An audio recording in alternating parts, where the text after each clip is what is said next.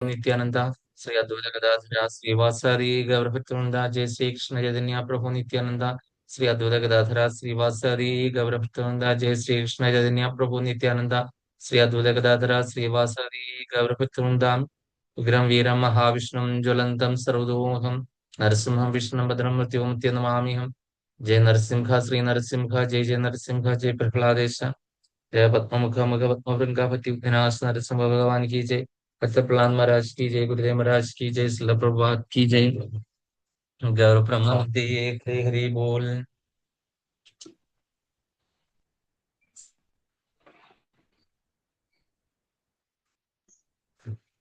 ഹരേ കൃഷ്ണ.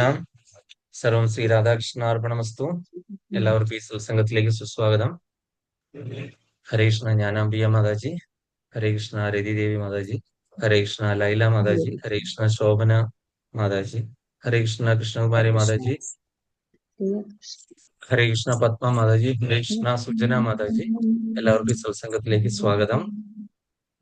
അതുപോലെ ഇന്നത്തെ നമ്മുടെ പ്രേയേഴ്സ് ഒക്കെ നമ്മളുടെ സത്സംഗത്തിൽ കയറുന്നതും കയറാതെ ഇരിക്കുന്നവരും അല്ലാതെ വിട്ടുപോയ എല്ലാ ആൾക്കാരുടെയും ആധ്യാത്മികവും ഭൗതികവുമായിട്ടുള്ള ഉന്നതിക്ക് വേണ്ടിയിട്ടും തിരിച്ച് കൃഷ്ണാബോധത്തിലേക്ക് വരാനും, അതായത് നഷ്ടപ്പെട്ടു പോയ കൃഷ്ണാബോധം വീണ്ടും വരാനും ഒക്കെ കൂടെയുള്ള ഒരു പ്രേയേഴ്സ് ആയിരുന്നു. അപ്പം ഇത് പുരുഷോത്തമ മാസത്തില് ഇങ്ങനെ ഒരു ഭഗവാൻ പുരുഷോത്തമന്റെ അടുക്കൽ ഇങ്ങനെ ഒരു പ്രേയേഴ്സ് വെക്കുന്നത് നല്ലതാണെന്ന് ആചാര്യന്മാർ പറഞ്ഞു. കാര്യം ഒരുപാട് പേര് നഷ്ടപ്പെട്ടു പോയി, ചിലരെയൊക്കെ മായ പിടിച്ചു. അവർക്കൊക്കെ തിരിച്ചു വരാനായിട്ടുള്ള ഒരു സാഹചര്യമാണ് പുരുഷോത്തമ മാസത്തിൽ അവർക്ക് വേണ്ടിയിട്ട് നമുക്ക് ചെയ്യാൻ പറ്റുന്ന അവർക്ക് വേണ്ടിയിട്ടുള്ള ഒരു പ്രേയേഴ്സ്. അപ്പൊ ഇന്നത്തെ നാമജപം, അതായത് കയറണമെന്ന് ആഗ്രഹമുണ്ട്, ചിലർക്ക് അതിന്റെ അവസരം ഒക്കുന്നില്ല. അതുപോലെ തന്നെ ചിലർക്ക് യൂട്യൂബ് കാണുന്നുണ്ട്, അല്ലെങ്കിൽ ക്ലാസ്സിന് കയറാണ്ട് ആ സമയം കിട്ടുന്നില്ല, അല്ലെങ്കിൽ എന്തെങ്കിലും അസൗകര്യങ്ങള്. അങ്ങനെ ചിലരെ അങ്ങ് മായ ശരിക്കും അങ്ങ് പിടിച്ചു, ചിലരെ വഴിതെറ്റിച്ച് വിട്ടു. അങ്ങനെയൊക്കെ ഒരുപാട് നമുക്ക് ജനസംഖ്യ കാണുമ്പോൾ തന്നെ അറിയാമല്ലോ അല്ലെ, ഓരോ വ്യതിചലനങ്ങളാ. എന്നാൽ പൂർണ്ണമായിട്ടും ആഗ്രഹമില്ലാതെ മടുത്തിട്ട് പോയവരെന്ന് പറയാനായിട്ടുള്ള ആരും തന്നെ കാണില്ല. എന്തെങ്കിലും സാഹചര്യങ്ങളാലായിരിക്കും ഓരോരുത്തരും. ചിലർക്ക് അസുഖങ്ങളുടെ പീഡ, അല്ലെങ്കിൽ മറ്റുള്ള വീട്ടിലുള്ള സാഹചര്യങ്ങളുടെ കുറവ് കൊണ്ട്, അങ്ങനെ പല ഇതായിരിക്കാം. അപ്പം ചിലർക്ക് കറണ്ട് ഇല്ല, ചിലര് ഇതുണ്ട്, ഇപ്പൊ വീശുന്നു, ഞാൻ അഭയമാതയൊക്കെ ഇരുന്ന്. അപ്പൊ ചൂട്, അങ്ങനെ ചിലർക്ക് ഇത്രയും നേരം ഇരിക്കാൻ ബുദ്ധിമുട്ട്, അങ്ങനെ ചിലർക്ക് ത്രിസന്ധ്യ നേരം ആ സമയത്ത് അമ്പലത്തിൽ പോവുക. അങ്ങനെ പല പല സാഹചര്യങ്ങളുണ്ട്. നമുക്ക് ആരെയും കുറ്റം പറയാനൊന്നും പറ്റില്ല. നമുക്ക് അവർക്ക് വേണ്ടിയിട്ടെല്ലാം പ്രാർത്ഥിക്കുക. അതായത് ഉള്ള ആൾക്കാർക്ക് ഭഗവാൻ ചെയ്യുന്ന പോലെ യോഗക്ഷേമം വഹാമ്യഹം അനന്യാസ് ചിന്തയന്തു മാം യോജന ഏ ജന പരിപാസതേ തേഷാം നിത്യാഭിയുക്താനം യോഗക്ഷേമം വഹാമ്യഹം. അതായത് മറ്റൊരു ചിന്തകളും ഇല്ലാതെ നിരന്തരം എന്നെ ധ്യാനിക്കുന്നവരുടെ യോഗവും ക്ഷേമവും ഞാൻ നോക്കും എന്ന് പറഞ്ഞു കഴിഞ്ഞാൽ എന്താണ്, അവർക്ക് ഉള്ളതൊക്കെ ഞാന് നിലനിർത്തും. എന്താണോ അവർക്ക് കുറവുള്ളതെന്ന് വെച്ചാൽ അത് ഞാൻ കൊടുക്കുകയും ചെയ്യും. അപ്പൊ ആ ഭഗവാന്റെ വാക്കുകൾ കടം എടുത്തുകൊണ്ട് ഞാൻ പറയാണ്, അങ്ങനെ ആ വിട്ടുപോയവർക്ക് എന്താണ് ഭഗവാൻ തിരിച്ചെത്താനായിട്ടുള്ള എല്ലാ ഇതും കൊടുക്കട്ടെ. അതുപോലെ തന്നെ ഉള്ള ആൾക്കാർക്ക് ഇത് പ്രഭു, നിലനിന്ന് പോകാൻ സാധിക്കട്ടെ എന്ന് പ്രാർത്ഥിക്കുന്നു. ഞാന് നരസിംഹമൂർത്തിയുടെ അമ്പലത്തിൽ പോയിരിക്കുമായിരുന്നു തുറവൂർ. ഇപ്പം വന്നതേ ഉള്ളൂ. ഒരു മണിക്കൂറേ ആയുള്ളൂ വന്നിട്ട്. അതെ അവിടെ അല്ലേ? പോയിരിക്കുമായിരുന്നു. തുറവൂർ നരസിംഹ എല്ലാ ഭഗവാൻ. പൂജയും കണ്ട്, അവിടെ വായനയൊക്കെ ഉണ്ട്, എല്ലാ പൂജയും കണ്ട് അവിടുന്ന് ഭക്ഷണവും കഴിച്ച് പിന്നെ അവിടെ ഇച്ചിരി ദൂരം ഉണ്ടല്ലോ, ചേർത്തലയ്ക്ക് ഇപ്പുറത്തല്ലേ, ശരിയല്ല. പിന്നെ നമ്മുടെ എറണാകുളം വരെ ചേർത്തല ചേർത്തല അയിരൂരിൽ ചേർത്തലേന്ന് പോണം കുറച്ച്. അവിടെ 3 ശ്രീകോവിലില്ലേ? രണ്ട് ശ്രീകോവില് അപ്പുറം. സുദർശനമൂർത്തി, സുദർശനമൂർത്തി, നരസിംഹമൂർത്തി. രണ്ട് കൊടിമരവും ഉണ്ട്, 2 കൊടിമരം. എന്തായാലും നരസിംഹ ഭഗവാന്റെ കൃപ ഉണ്ടാകട്ടെ മാതാജിക്കും. അതുപോലെ തന്നെ അവിടെ എത്തുന്ന ഭക്തജനങ്ങൾക്കും ഒക്കെ അവരുടെ വിഘ്നങ്ങളൊക്കെ മാറ്റി കൊടുക്കട്ടെ എന്ന് നമുക്ക് പ്രാർത്ഥിക്കാം. അതുപോലെ നമുക്കറിയാം പുരുഷോത്തമ മാസം, ഞാൻ എന്തോ ഓർത്തിരുന്നു, മാതാജി പറഞ്ഞപ്പോ ഞാൻ അങ്ങ് മറന്നും പോയി. ഞാൻ എന്തോ പറയാനായിട്ട് ഞാൻ അങ്ങ് മറന്നുപോയി. ലോസ്റ്റ് ചെയ്ത് എന്താണ് ഞാൻ വിചാരിച്ചുകൊണ്ടിരുന്നതെന്ന് അറിയില്ല. അപ്പൊ നമുക്ക് പുരുഷോത്തമ മാസം ആയതുകൊണ്ട് നമുക്ക് ഇനി തീരാറായി 15 ദിവസം കൂടെ ഉള്ളൂ. അപ്പൊ നമുക്ക് പുരുഷോത്തമ മാസത്തിലെ ആ ഒരു പ്രാർത്ഥന ഇനി ആരെങ്കിലും കയറാനുണ്ടെങ്കിൽ അവരോട് കയറിയിട്ട് നമുക്ക് ചെയ്യാം. അപ്പൊ ഭഗവത്ഗീതയിലേക്ക് നേരിട്ട് കടക്കാം. അത് കഴിഞ്ഞിട്ട് നമുക്ക് അതിന്റെ ഇടയ്ക്ക് ചിലപ്പോൾ ഇനി ആരെങ്കിലും കയറാനുണ്ട് അവർക്കൂടെ ആ ഒരു ഇത് കിട്ടട്ടെ എന്ന് വിചാരിച്ചിട്ടാണ്. അപ്പൊ നമുക്ക് ഭഗവത്ഗീതയിലേക്ക് കിടക്കാം. ഭഗവത്ഗീതയിലെ കർമ്മയോഗത്തിലെ ഏത് ശ്ലോകമായിരുന്നു ഇനി എടുക്കേണ്ടത്? 16, 16, 17, 18. 16, 17, 18.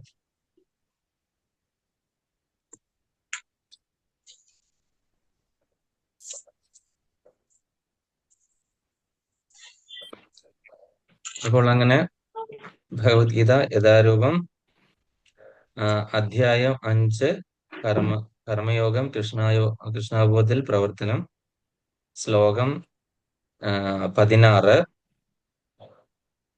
ജ്ഞാനേന തു തദജ്ഞാനം യേഷാം നാശിതമാത്മനഃ തേഷാമാദിത്യ വജ്ഞാനം പ്രകാശയതി തത്പരം. ജ്ഞാനേന തു തദജ്ഞാനം യേഷാം നാശിതമാത്മനഃ തേഷാമാദിത്യവജ്ഞാനം പ്രകാശയതി തത്പരം. ജ്ഞാനേന തു തദജ്ഞാനം യേഷാം നാശിതമാത്മനഃ തേഷാമാദിത്യവജ്ഞാനം പ്രകാശയതി തത്പരം. ഹരേ കൃഷ്ണ. ജ്ഞാനബിയ മാതാജി. ഹരേ കൃഷ്ണ. ശ്ലോകം 16. ജ്ഞാനേന തൂ തദജ്ഞാനം യേഷാം നാശിതമാത്മനഃ ആദിത്യവജ്ഞാനം പ്രകാശയതി തത്പരം. ഹരേ കൃഷ്ണ. ഹരേ കൃഷ്ണ. രതിദേവി മാതാജി. ഹരേ കൃഷ്ണ. ജ്ഞാനേന തു തദജ്ഞാനം യേഷാം നാശിതമാത്മനഃ തേഷാം ആദിത്യവജ്ഞാനം പ്രകാശയതി തത്പരം. ഹരേ കൃഷ്ണ. ഹരേ കൃഷ്ണ. ശാന്തകുമാരി മാതാജി.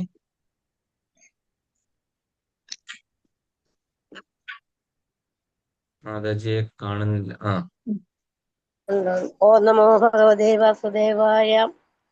ജ്ഞാനേന തൂ തദജ്ഞാനം യേഷാം നാശിതമാത്മനാം തേഷാമാദിത്യവജ്ഞാനം പ്രകാശയതേ തൽപരം. ഹരേ കൃഷ്ണ. പ്രഭു. ഹരേ കൃഷ്ണ. ശ്രീല പ്രഭുപാദരുടെ പദാനുപദ തർജ്ജമ. ജയ ശ്രീല പ്രഭുപാദ്. യേശാം തു യാതൊരുവർക്കാകട്ടെ തദ് അജ്ഞാനം ആത്മന ജീവസത്തയുടെ ജ്ഞാനേന ജ്ഞാനത്താൽ നാശിതം നശിപ്പിക്കപ്പെടുന്നുവോ തേഷാം അവർക്ക് തത്പരം കൃഷ്ണാവബോധമാകുന്ന ജ്ഞാനം ആദിത്യവത് ഉദയസൂര്യനെ പോലെ പ്രകാശിക്കുന്നു.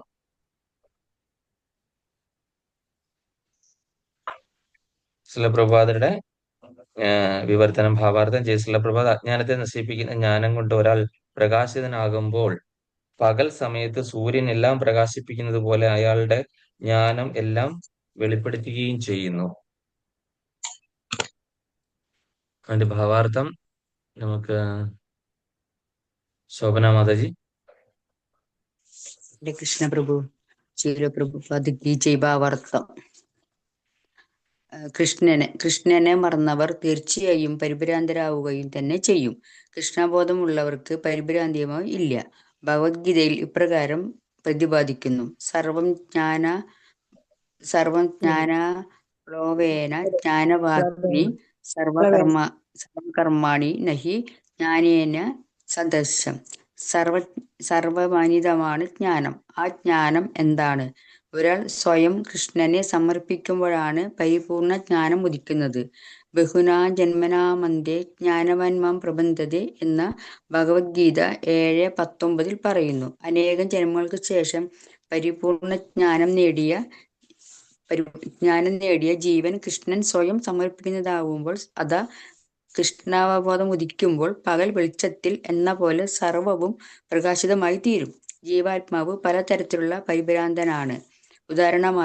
ഉദാഹരണമായി താൻ തന്നെയാണ് സർവീശ്വരനെന്ന് ചിന്തിക്കുമ്പോൾ ജീവൻ അജ്ഞാതത്തിന്റെ അവസാനത്തെ കെണിയിലാണ് വീഴുന്നത്. ജീവാത്മാവ് ഈശ്വരനാണെങ്കിൽ അയാൾ അങ്ങനെ അജ്ഞാതത്തിന്റെ വ്യാമോഹത്തിൽപ്പെടും. ഈശ്വരൻ അജ്ഞാനവ്യ മുത മുക്തനാവുകയോ എങ്കിൽ അജ്ഞാനം അഥവാ ചെകുത്താൻ ഈശ്വരനേക്കാൾ ഉത്കൃഷ്ടനാണെന്ന് വരും. പരിപൂർണമായും കൃഷ്ണാബോധം കൈവന്ന ഒരാളിൽ നിന്ന് യഥാർത്ഥ ജ്ഞാനം ലഭ്യമാവൂ. അങ്ങനെയുള്ള വിശ്വസ്തനായ ഒരു ആധ്യാത്മിക ആചാര്യനെ അന്വേഷിച്ച് കണ്ടെത്തി അദ്ദേഹത്തിൽ നിന്ന് കൃഷ്ണബോധമെന്ന് പഠിച്ചറിയണം. സൂര്യനെ ഇരുട്ടിന് എന്ന പോലെ അജ്ഞാനത്തെ നിശ്ചയമായും ദൂരീകരിക്കാൻ കൃഷ്ണബോധത്തിനേ കഴിയൂ. താൻ ഈ ശരീരമല്ല എന്ന് അതീതനാണെന്നും പൂർണ്ണമായും മനസ്സിലാക്കിയാലും ജീവാത്മാവ് പരമാത്മനേക്കാൾ തമ്മിലുള്ള വ്യത്യാസം ഒരാൾക്ക് അറിയാൻ കഴിഞ്ഞില്ലെന്ന് വരാം. സമ്പൂർണനും വിശ്വസ്യനും കൃഷ്ണബോധമുള്ളവയായ ആധ്യാത്മിക ഗുരുവിനെ അഭയം പ്രാപിച്ചാൽ അയാൾക്ക് എല്ലാം നന്നായി അറിയാൻ കഴിയും. ഈശ്വരന്റെ ഒരു പ്രതിനിധിയെ കണ്ടുമുട്ടുമ്പോൾ മാത്രമേ ഒരാൾക്ക് ഈശ്വരനെയും ഈശ്വരനുമായുള്ള തന്റെ ബന്ധത്തെയും കുറിച്ച് അറിയാൻ കഴിയുന്നുള്ളൂ. ഈശ്വരന് ലഭിക്കുന്ന ആദരങ്ങൾ എല്ലാം ലഭിക്കുന്നുവെങ്കിലും ഈശ്വരന്റെ ഒരു പ്രതിനിധി ഒരിക്കലും താൻ ഈശ്വരനാണെന്ന് അവകാശപ്പെടാറില്ല. എന്തുകൊണ്ടെന്നാൽ അദ്ദേഹത്തിന് ഈശ്വരനെ കുറിച്ച് അറിയാം. ഈശ്വരനും ജീവാത്മാവും തമ്മിലുള്ള വ്യത്യാസം എന്താണെന്ന് ഗ്രഹിക്കേണ്ടത് ആവശ്യമാണ്. ഓരോ ജീവനും ഓരോ വ്യക്തിയാണ്. ഭഗവാനും വ്യക്തിയാണ്. അവരെല്ലാം പണ്ട് വ്യക്തികളായിരുന്നു. ഇപ്പോൾ വ്യക്തികളാണ്. മേലിൽ മുക്തിക്ക് ശേഷവും അങ്ങനെ തുടരുകയും ചെയ്യുമെന്നാണ് ഭഗവാൻ 2-ാം അധ്യായത്തിൽ പ്രസ്താവിക്കുന്നു. 2:12 രാത്രിയിലെ കൂരിരുട്ടിൽ എല്ലാ വസ്തുക്കളും ഒന്നായി കാണപ്പെടുന്നു. പകൽ സൂര്യൻ ഉദിക്കുമ്പോഴാണ് ഓരോന്നിനും യഥാർത്ഥ രൂപത്തിൽ കാണപ്പെടുന്നത്. തനിക്ക് ആധ്യാത്മിക ജീവിതത്തിൽ വ്യക്തിത്വം ഉണ്ടെന്നും മനസ്സിലാക്കലാണ് യഥാർത്ഥ ജ്ഞാനം. ഹരേ കൃഷ്ണ പ്രഭു. കൃഷ്ണ. അപ്പൊ ഇവിടെ മാതാജി ഇതിനകത്ത് എന്താണ് ശ്രീല പ്രഭുപാദർ ഇതിൻ്റെ അകത്ത് ഉദ്ദേശിക്കുന്നതെന്ന് മനസ്സിലായി. അല്ല, നിങ്ങൾക്ക് ശ്രദ്ധിച്ചിരുന്നവർക്കൊക്കെ മനസ്സിലായി കാണും. അപ്പൊ അജ്ഞാനത്തെ നശിപ്പിക്കുന്ന ജ്ഞാനം കൊണ്ട് ഒരാൾ പ്രകാശിതമാകുമ്പോൾ പകൽ സമയത്ത് സൂര്യൻ എല്ലാം പ്രകാശിപ്പിക്കുന്നത് പോലെ അയാളുടെ ജ്ഞാനം എല്ലാം വെളിപ്പെടുത്തുകയും ചെയ്യുന്നു. അപ്പൊ അത് തന്നെ നമ്മള് ഈ ഗുരുവിന്റെ ശ്ലോകം നമ്മൾ ചെല്ലുന്നുണ്ടല്ലോ അല്ലെ, അത് തന്നെ നമുക്ക് ഇവിടെ അപ്ലൈ ചെയ്യാം അല്ലെ. എന്താണ് നമ്മൾ പറയുന്നത്? അജ്ഞാന തിമിരാന്തസ്യ ജ്ഞാനാഞ്ജന ശലാകയ ചക്ഷുരുന്മീലിതം യേന തസ്മൈ ശ്രീ ഗുരവേ നമ. നമ്മളെ എന്താണ് അജ്ഞാനമാകുന്ന കണ്ണുകൾ കൊണ്ട് നമ്മളെല്ലാം ഇരുട്ട് കയറി ഇരിക്കുവാണ് അല്ലെ. അജ്ഞാനം എന്ന് പറയുന്ന ബാധിച്ചു കഴിഞ്ഞു കഴിഞ്ഞാൽ എന്താ പറയുന്നത്, നമുക്ക് എന്താണ് നമ്മൾ പറയുന്നത്? കാര്യം നമ്മൾക്ക് ഭഗവാന് ഇത്ര കൈകളുണ്ടോ, 1000 കൈകളുണ്ടോ, അല്ലെങ്കിൽ എന്താ പറയുന്നത്, ഭഗവാൻ അങ്ങനെ ഒരു വിഗ്രഹത്തിൽ ഇരിക്കേണ്ട ആളാണോ, ഇത്രയ്ക്ക് ചെറുതാണോ, എന്നിട്ട് വിഗ്രഹത്തിന് എന്ന് സ്വർണം കള്ളം കൊണ്ടുപോയിട്ട് ഭഗവാൻ എന്ത് ചെയ്തു? ഇതുപോലെ തന്നെ എന്താ പറയുന്നത്, ഈ ഗോവർദ്ധന ഉയർത്തി, അങ്ങനെയുള്ള പല പല കാര്യങ്ങളിൽ നമ്മള് ഭഗവാൻ അത്ര എക്സ്പാൻഡ് ചെയ്യാണ്ട് എങ്ങനെ കഴിയുന്നു? 10 ലക്ഷം അല്ല, എത്രയാണ്, 16,000 ഇതായിട്ട്, പിന്നെ 9 ലക്ഷം ഗോപികമാരുടെ രാസലീല നടത്തിയപ്പോൾ അതൊന്നും സാധ്യമല്ല എന്ന് പറഞ്ഞു. കാര്യം അവരൊക്കെ വീക്ഷിക്കുന്ന കണ്ണുകൾ എന്താണ്? സാധാരണ ഒരു മനുഷ്യർക്ക് പറ്റാവുന്ന ലെവലിലാണ് അവരുടെ ജ്ഞാനം. ഒരു മൂടുപടം ഇട്ടിട്ട് ഇങ്ങനെ മൂടിയിട്ടിരിക്കുകയാണ് അല്ലെ. അവരുടെ അജ്ഞാനമാകുന്ന മൂടുപടം കൊണ്ട് അവരെ ഇങ്ങനെ മൂടിയിട്ടിരിക്കുകയാണ്. അപ്പൊ അതുകൊണ്ടാണ് അവർക്ക് ഈ പറയുന്ന യഥാർത്ഥ ജ്ഞാനം മനസ്സിലാകാത്തത് അല്ലെ. കാര്യം ഭഗവാനിലേക്ക് അടുക്കാനായിട്ട് വരുന്ന ആൾക്കാർ യഥാർത്ഥത്തിൽ ഭക്തരല്ലെങ്കിൽ അവിടെ ഒരു യോഗമായ ഒരു കർട്ടൻ ഇട്ടിട്ട് മൂടി വെച്ചിട്ടുണ്ട്. കാര്യം അവർക്ക് ഒരിക്കലും ഈ തത്വം മനസ്സിലാകില്ല. നമ്മൾ എത്ര പ്രാവശ്യം കൃഷ്ണാബോധത്തിലേക്ക് വെച്ചാൽ അവര് എന്താ പറയാ, നോ നോ നോ അല്ലെ, ഇങ്ങനെ പറഞ്ഞുകൊണ്ടിരിക്കും. നമുക്ക് സമയമായില്ല, അല്ലെങ്കിൽ നമ്മൾ പ്യൂരിഫൈ ആയിട്ടില്ല, അല്ലെങ്കിൽ കുറച്ചുകൂടെ സമയം കഴിയട്ടെ, അല്ലെങ്കിൽ നമ്മൾ കുഴിയിലേക്ക് കാല് വെച്ചിരിക്കുന്ന സമയത്ത് കൃഷ്ണാബോധം പ്രാക്ടീസ് ചെയ്യാം എന്നൊക്കെ പറഞ്ഞിട്ടാണ് ആൾക്കാര് നമ്മളോട് പറയുന്നത്. നമ്മളിപ്പോ ഒരാളെ കൊണ്ടുവരാനായിട്ട് നോക്കി കഴിഞ്ഞു കഴിഞ്ഞാൽ ഒരാളോട് പറയുവാണെന്നുണ്ടെങ്കിൽ അവർ എത്രയൊക്കെ പറയും. അതുപോലെ ഞങ്ങളത് മറ്റേ അമ്പലത്തിൽ പോയി ഒരു വഴിപാട് വെച്ചപ്പോൾ നമ്മളുടെ കാര്യമൊക്കെ കൃഷ്ണന്റെ അടുക്കലാണെ പോയി കഴിഞ്ഞു കഴിഞ്ഞാൽ എന്താണ് വർഷങ്ങൾ എടുത്തു കഴിഞ്ഞാലും ഒരു വരദാനം ഒന്നും കിട്ടത്തില്ല എന്നൊക്കെ പറഞ്ഞ് ഇങ്ങനെ ഒരുപാട് കാര്യങ്ങൾ നമ്മൾ നാട്ടിൽ ഇങ്ങനെ ഓരോരുത്തരും ഇങ്ങനെ പ്രചരിപ്പിക്കുന്നുണ്ട് അല്ലെ. അവനവന് തോന്നിയത് എന്താണെന്ന അത്, അതായത് നമ്മളൊരു 4 അന്ധന്മാരായിട്ടുള്ള ആൾക്കാരെ വിളിച്ചു വരുത്തി, എന്നിട്ട് ഒരു ആനയെ കൊണ്ടുവന്ന് നിർത്തി. ആനയെ കൊണ്ട് നിർത്തിയിട്ട് ഈ ആനയെ പറ്റി അവരോട് എഴുതാനായിട്ട് പറഞ്ഞു. 4 അന്ധന്മാരാണ്. അപ്പൊ ആനയെ പറ്റി ഒരാള് എന്ത് ചെയ്തു, ആനയുടെ കാലിൽ വന്ന് പിടിച്ചു. അപ്പൊ പറഞ്ഞു, ഉരുക്ക് പോലെ തൂണ് ആണ് ആന എന്ന് പറഞ്ഞു. ആനയുടെ കാലെ പിടിച്ചു നോക്കി, ഇങ്ങനെ തപ്പിത്തടഞ്ഞു നോക്കിയപ്പം അത് ഒരു നല്ല ബലമുള്ള ഒരു തൂണാണ്, നല്ല വണ്ണമുള്ള ഒരു തൂണാണ് ആന എന്ന് അതിൽ എഴുതി വെച്ചു. അടുത്ത അന്ധൻ എഴുതി വെച്ചു, സെക്കൻഡ് അന്ധൻ എന്താണ് വാലയിലാണ് കയറി പിടിച്ചത്. അപ്പൊ ഫ്ലെക്സിബിൾ ആയിട്ടുള്ള ഇങ്ങനെ അങ്ങോട്ടും ഇങ്ങോട്ടും ആടുന്ന എന്തോ ആണ് ആന എന്ന് എഴുതി വെച്ചു. മൂന്നാമത്തെ ആളെന്ന് പറഞ്ഞ് എന്ത് ചെയ്തു, തുമ്പിക്കൈ കയറി പിടിച്ചു. തുമ്പിക്കൈ കയറി പിടിച്ചു കഴിഞ്ഞപ്പോൾ എന്ത് പറഞ്ഞു, അതായത് എന്താണ് നല്ല രീതിയിൽ വളഞ്ഞ് ഇരിക്കുന്ന നല്ല ബലമുള്ള എന്തോ ഒരു സംഭവമാണ് എന്താ ആന എന്ന് അതിൽ എഴുതി വെച്ചു.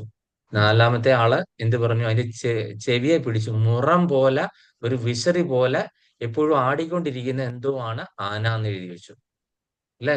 അപ്പൊ ഇവര് 4 പേരും എഴുതിയ സ്ക്രിപ്റ്റേഴ്സ്, ഇവര് 4 പേരും പറഞ്ഞ കാര്യങ്ങളുമാണ് നമ്മളെല്ലാവരും വായിക്കുന്നതും മനസ്സിലാക്കുന്നതും പഠിക്കുന്നതും ആധ്യാത്മിക പ്രമാണമായിട്ട് കണക്കാക്കുന്നു.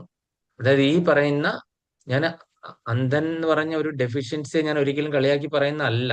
ഞാൻ ഇവിടെ ഈ സാഹചര്യമായിട്ട് പറഞ്ഞിട്ടുണ്ടല്ല, അന്ധന്മാരെ ഞാൻ കളിയാക്കുകയല്ല ഞാൻ പറഞ്ഞത്. അപ്പൊ ഒരു അന്ധൻ, 4 അന്ധന്മാര് എഴുതി വെച്ചിരിക്കുന്ന കാര്യം, അവർ കണ്ണ് തുറന്ന് നോക്കിയാലല്ലേ ഉള്ളൂ, അല്ലെങ്കിൽ അവർക്ക് ഉൾക്കാഴ്ച കിട്ടിയാലല്ലേ ഇത് ആനയാണെന്ന് മനസ്സിലാകുള്ളൂ. പക്ഷെ ആ ഉൾക്കാഴ്ച എന്താണ്, അജ്ഞാനമാകുന്ന മൂടുപടം കൊണ്ട് അവരെ മൂടി വെച്ചിരിക്കുകയാണ്. അപ്പൊ അങ്ങനെയുള്ള വ്യക്തികള് എന്താണ് ഈ ആനയെ പറ്റി എക്സ്പ്ലെയിൻ ചെയ്യുന്ന മാതിരിയാണ് നമ്മൾ ഭഗവാൻ എന്ന് പറഞ്ഞ ഒരു തത്വത്തെ പറ്റി നമ്മളൊക്കെ പഠിക്കുന്നതും മനസ്സിലാക്കാൻ ശ്രമിക്കുന്നതും അല്ലെ. ഒന്നുകിൽ വാട്സപ്പ് യൂണിവേഴ്സിറ്റി അല്ലെങ്കിൽ ഫേസ്ബുക്ക് യൂണിവേഴ്സിറ്റിയിൽ കൂടെ വരുന്ന ചില പോസ്റ്റുകൾ കണ്ടിട്ട് നമ്മൾ പറയുന്നു, അല്ലെങ്കിൽ ചില ആൾക്കാര് ഓവർ കൃഷ്ണഭക്തി കാണിച്ചിട്ട് ഭഗവാനെ അങ്ങ് ഇതാക്കുന്നു. ഞാൻ കഴിഞ്ഞ ദിവസം നാട്ടിൽ, ഞാൻ നിങ്ങളോടാണോ പറഞ്ഞത് വേറെ ആരോടാണോ എനിക്ക് അറിയത്തില്ല, നാട്ടിൽ നിന്ന് ഒരു സപ്താഹത്തിന് പോയിരുന്നിട്ട് ഞാൻ പറഞ്ഞായിരുന്നല്ലോ നിങ്ങളോടാണ് അന്ന് പറയാൻ. ഒരു സപ്താഹത്തിന് എൻ്റെ പെങ്ങളും അവരെല്ലാം പോയി കഴിഞ്ഞ് കഴിഞ്ഞിട്ട് അവിടെ കുറെ പേര് പറഞ്ഞു പറഞ്ഞു പറഞ്ഞല്ലേ, അവിടെ കുറെ പേര് പറഞ്ഞു പറഞ്ഞു ആ ഇങ്ങനെ ഫ്രണ്ടിൽ ഒരു സപ്താഹ ആചാര്യനെ ഇവിടെ വിളിച്ചു വരുത്തി. ഞാനും അതിനു വേണ്ടിയിട്ട് അന്നദാനത്തിനൊക്കെ എന്നോടും അവർ പൈസ മേടിച്ച കാര്യം, എന്റെ അളിയനാണ് അവിടുത്തെ ഒരു പ്രധാനപ്പെട്ട ഒരു സെക്രട്ടറിയോ പ്രസിഡന്റോ അങ്ങനെ ഏതാണ്ട് പോസ്റ്റിലുള്ള. അപ്പൊ ഞങ്ങളുടെ അടുക്കൽ നിന്ന് എല്ലാവരുടെ അടുക്കൽ നിന്ന് അന്നദാനത്തിന് അങ്ങനെയൊക്കെ പല പലത്തിലുള്ള പിരിവൊക്കെ മേടിച്ചു കൊണ്ടുവന്ന ആചാര്യൻ എന്താണ്, തീരെ ഭഗവാനിൽ വിശ്വാസമില്ല, ഒരു ശതമാനം പോലും വിശ്വാസം ഇല്ലാത്ത ഒരാളെ കൊണ്ടുവന്ന് എന്നാ പിന്നെ അദ്ദേഹം എന്തിനാണ് പറയാനിരുന്നത്? അദ്ദേഹം ഏതെങ്കിലും കമ്മ്യൂണിസമോ അങ്ങനത്തെ നിരീശ്വരവാദമോ മാത്രം അവിടെ പ്രസംഗിച്ചിട്ട് പോയാൽ മതിയായിരുന്നു. ഭാഗവത സപ്താഹം എന്നുള്ള പേര് പറയേണ്ട ആവശ്യമേ ഇല്ലായിരുന്നു. അപ്പൊ എന്റെ ചേച്ചി കാര്യം പലതിനും എതിർക്കാൻ നോക്കി. പക്ഷെ ഇയാളുടെ ആ ഒരു കഴിവുണ്ടല്ലോ, നിപുണത, അയാൾക്ക് എന്താണ് മറ്റൊരാളെ ഇങ്ങനെ അടിച്ചിരുത്താനായിട്ടുള്ള ആ ഒരു പാഠമുണ്ട്. അങ്ങനത്തെ അത് വെച്ചിട്ട് അയാൾ അടിച്ചിരുത്തുകയാണ്. ഇത് മുഴുവനും കഥ, ഇത് മുഴുവൻ സാങ്കല്പിക കഥകൾ മാത്രമാണ്, ഒന്നും നടന്നതല്ല. അപ്പൊ നിങ്ങൾ ഇതെല്ലാം വെച്ചിട്ട് നിങ്ങള് എന്താണ് ജസ്റ്റ് ഇതൊരു കഥയാണെന്ന് മാത്രം എടുത്ത് ആ ഒരു രീതിയിൽ ഉൾക്കൊള്ളുക. അല്ലാതെ കൃഷ്ണൻ അങ്ങനെ ചെയ്തു ഇങ്ങനെ ചെയ്തു എന്ന് പറഞ്ഞ് അത് വെറുതെ നിങ്ങൾ അത് കേട്ടിട്ട് എന്നാ പിന്നെ എന്തിനാണ് അയാൾ രുക്മിണി സ്വയംവരം വെക്കുന്നത്? കൃഷ്ണൻ രുക്മിണിയെ അപഹരിച്ചിട്ടില്ല, രുക്മിണിയെ കൊണ്ടുവന്നിട്ടില്ല. രുക്മിണി എന്ന് പറഞ്ഞ സാങ്കല്പിക കഥാപാത്രമാണെങ്കിൽ പിന്നെ എന്തിനാ രുക്മിണി സ്വയംവരം വെക്കുന്നത്, തീർത്ഥയാത്ര നടത്തുന്ന, അവഭൃത സ്നാനം വെക്കുന്നത്? അതുപോലെ തന്നെ കുചേലൻ എന്ന് പറയുന്ന ഒരു വ്യക്തി, അതായത് നല്ലൊരു കൂട്ടുകാരൻ എങ്ങനെയായിരിക്കും എന്ന് കാണിക്കാൻ വേണ്ടിയിട്ട് ഒരു കഥ ഉണ്ടാക്കി പിടിപ്പിച്ചു. അപ്പൊ അങ്ങനെയാണെന്നുണ്ടെങ്കിൽ എന്തിനാണ് ഈ അവൽക്കിഴി കൊടുക്കുന്നത്? അപ്പൊ ദക്ഷിണ മേടിക്കാൻ വേണ്ടിയിട്ട് ഇങ്ങനത്തെ ഓരോ ആചാരങ്ങൾ വെക്കുകയും എന്നാൽ അറ്റ്ലീസ്റ്റ് അതിനോടൊരു നീതി പുലർത്തണ്ടേ മേടിക്കുന്ന ദക്ഷിണയോട്? അതും ഇല്ല അല്ലെ. അപ്പൊ ഇങ്ങനെയാണ് അന്ധരായിട്ടുള്ള ആൾക്കാരാണ്. അന്ധരെന്ന് പറഞ്ഞാൽ ഫിസിക്കലി അന്ധതയല്ല ഞാൻ പറഞ്ഞത്, അജ്ഞാനം കൊണ്ട് അന്ധത മൂടിയിരിക്കുന്ന, തിമിരം ബാധിച്ചിരിക്കുന്ന ആൾക്കാരാണ് എന്താണ് ഭഗവാനെ പറ്റിയുള്ള ജ്ഞാനം പറഞ്ഞു തരാനായിട്ട് നമുക്ക് അവൈലബിൾ ആയിട്ടുള്ളത് അല്ലെ, നാട്ടിൻപുറത്ത്. ഇവരൊക്കെ അടുത്ത ഒരു ഇതിനെങ്ങനെ പോകും? നമ്മൾ ഭഗവാനിൽ വിശ്വാസം ഉണ്ടാക്കി അടുത്ത സപ്താഹത്തിനും തീർച്ചയായിട്ടും വരാം. അല്ലെങ്കിൽ അന്നദാനം കഴിഞ്ഞിട്ട് പോവുക എന്നുള്ള കൺസെപ്റ്റിലല്ലാതെ ഭഗവാനിൽ ഒരു വിശ്വാസം വന്ന് ശ്രീമദ് ഭാഗവതം വായിക്കാനായിട്ടുള്ള ഒരു പ്രേരണ ഉണ്ടാകുക. അതുപോലെ തന്നെ എന്താണ് അതൊക്കെ തന്നെത്താനെ പഠിക്കുക, നാമം ജപിപ്പിക്കുക. ഇതായിരിക്കണം ഒരു ഭാഗവതാചാര്യൻ ചെയ്യേണ്ടത്, അല്ലെ? അടുത്ത ശ്രീമദ് ഭാഗവതം കേൾക്കാനായിട്ടും അതിൽ പങ്കെടുക്കാനും ഈ വരുന്ന ഓരോരുത്തരും ഒരു 10 പേരെ വീതെങ്കിലും കൊണ്ടുവരികയും അവരെ ഉറക്ക നാമം ജപിക്കാനായിട്ട് നാണമില്ലാതെ അമാനീന മാനതേന, അതായത് യാതൊരു മാനവും അഭിമാനവും നോക്കാതെ ഉറക്കെ നാമം ജപിക്കാനായിട്ടുള്ള ഒരു ധൈര്യം കിട്ടാൻ വേണ്ടിയിട്ടായിരിക്കണം ഓരോ ഭാഗവത സപ്താഹവും ഉം, നടത്തേണ്ടത്. അല്ലാതെ നടത്തി കഴിഞ്ഞു കഴിഞ്ഞാൽ പ്രഭു എന്താണ് പ്രഭു ഇതേപോലെ ഇവർക്ക് വേറൊരു കള്ളത്തരമുണ്ട് പ്രഭു. കാരണം അങ്ങനെ ഇനി അങ്ങോട്ടും ഇങ്ങോട്ടും ഒക്കെ നോക്കി ആരെങ്കിലും ഈ പുസ്തകം നോക്കാൻ അവിടെ ഇരിപ്പുണ്ടെങ്കിൽ അവരുടെ കണ്ണി നോക്കിയിട്ടുണ്ടല്ലോ, ഒരു 10-20 ആളങ്ങ് മറിക്കും. ഞാൻ കണ്ടിട്ടുണ്ട്. 10-20 ഉം. ആളങ്ങ് അവരങ്ങ് മറിച്ചിട്ട് പിന്നെ വായിക്കുന്നേ. അപ്പൊ അത്രയും അങ്ങ് മറിഞ്ഞു പോയല്ലോ, അത്രയും കുറച്ച് വായിച്ചാൽ മതിയല്ലോ. അങ്ങനത്തെ കള്ളത്തരം അവർ ചെയ്യുന്നത് അങ്ങനെ ഞാൻ കണ്ടിട്ടുണ്ട്. പലതരത്തിലുണ്ട്. അത് അങ്ങനെ കഴിഞ്ഞിട്ട് ഈ ഞങ്ങൾ വായിച്ചിട്ട് അപ്പുറത്ത് വഴക്കുണ്ടാക്കി. അതെ. ആഹാ. പറഞ്ഞു അവിടെ ആ ഭാഗം അല്ലല്ലോ പിന്നെ വായിക്കേണ്ട ആചാര്യാന്ന് ചോദിച്ചപ്പോഴത്തേക്ക് പറഞ്ഞു ആണോ എന്നൊക്കെ പറഞ്ഞ ഒരുമാതിരി പരിധിരി, കാരണം ചെയ്തു പോയില്ലേ ആ എന്ന് പറഞ്ഞ അങ്ങനെ വായന തുടങ്ങുക. ആ മറിച്ച ഭാഗം മറിച്ച് മാറ്റി നല്ലോണം ഞാൻ അങ്ങനെയൊക്കെ 10-20 പേജ്. അങ്ങനെ ഉണ്ട് മാതാജി. എന്നിട്ട് അവിടെ നിന്ന് എണീറ്റിട്ട് പുറത്ത് പോയി സിഗരറ്റ് വലിക്കും, മുറുക്കാൻ കഴിക്കും. അതിനുശേഷം എന്താണ് കുപ്പി എന്തെങ്കിലും കൊണ്ടുവന്നിട്ടുണ്ടെങ്കിൽ എല്ലാം അതെടുത്ത് 2 ഔൺസ് കഴിക്കും. എന്നിട്ട് വന്നാണ് പിന്നെ അങ്ങോട്ട് ഇരുന്ന് കസർത്ത്, അല്ലെ? ഇങ്ങനെ ഭാഗവതം വായിച്ച് അത് കേട്ടിട്ടുള്ള ആൾക്കാരുടെ അവസ്ഥ ഒന്ന് ആലോചിച്ച് നോക്കിക്കുകയും അത് കേട്ടിരിക്കുന്ന ആൾക്കാരുടെ കാര്യം എന്താണ്. ഒന്നാമതെ ആരെ പറ്റിയാണ് ഞാൻ പറയുന്നതെന്നുള്ളതിന് യാതൊരു ധാരണയുമില്ല. അതൊരു തൊഴിലാക്കി എടുത്തിട്ട് വന്ന് ആണ് പറയുന്നത്.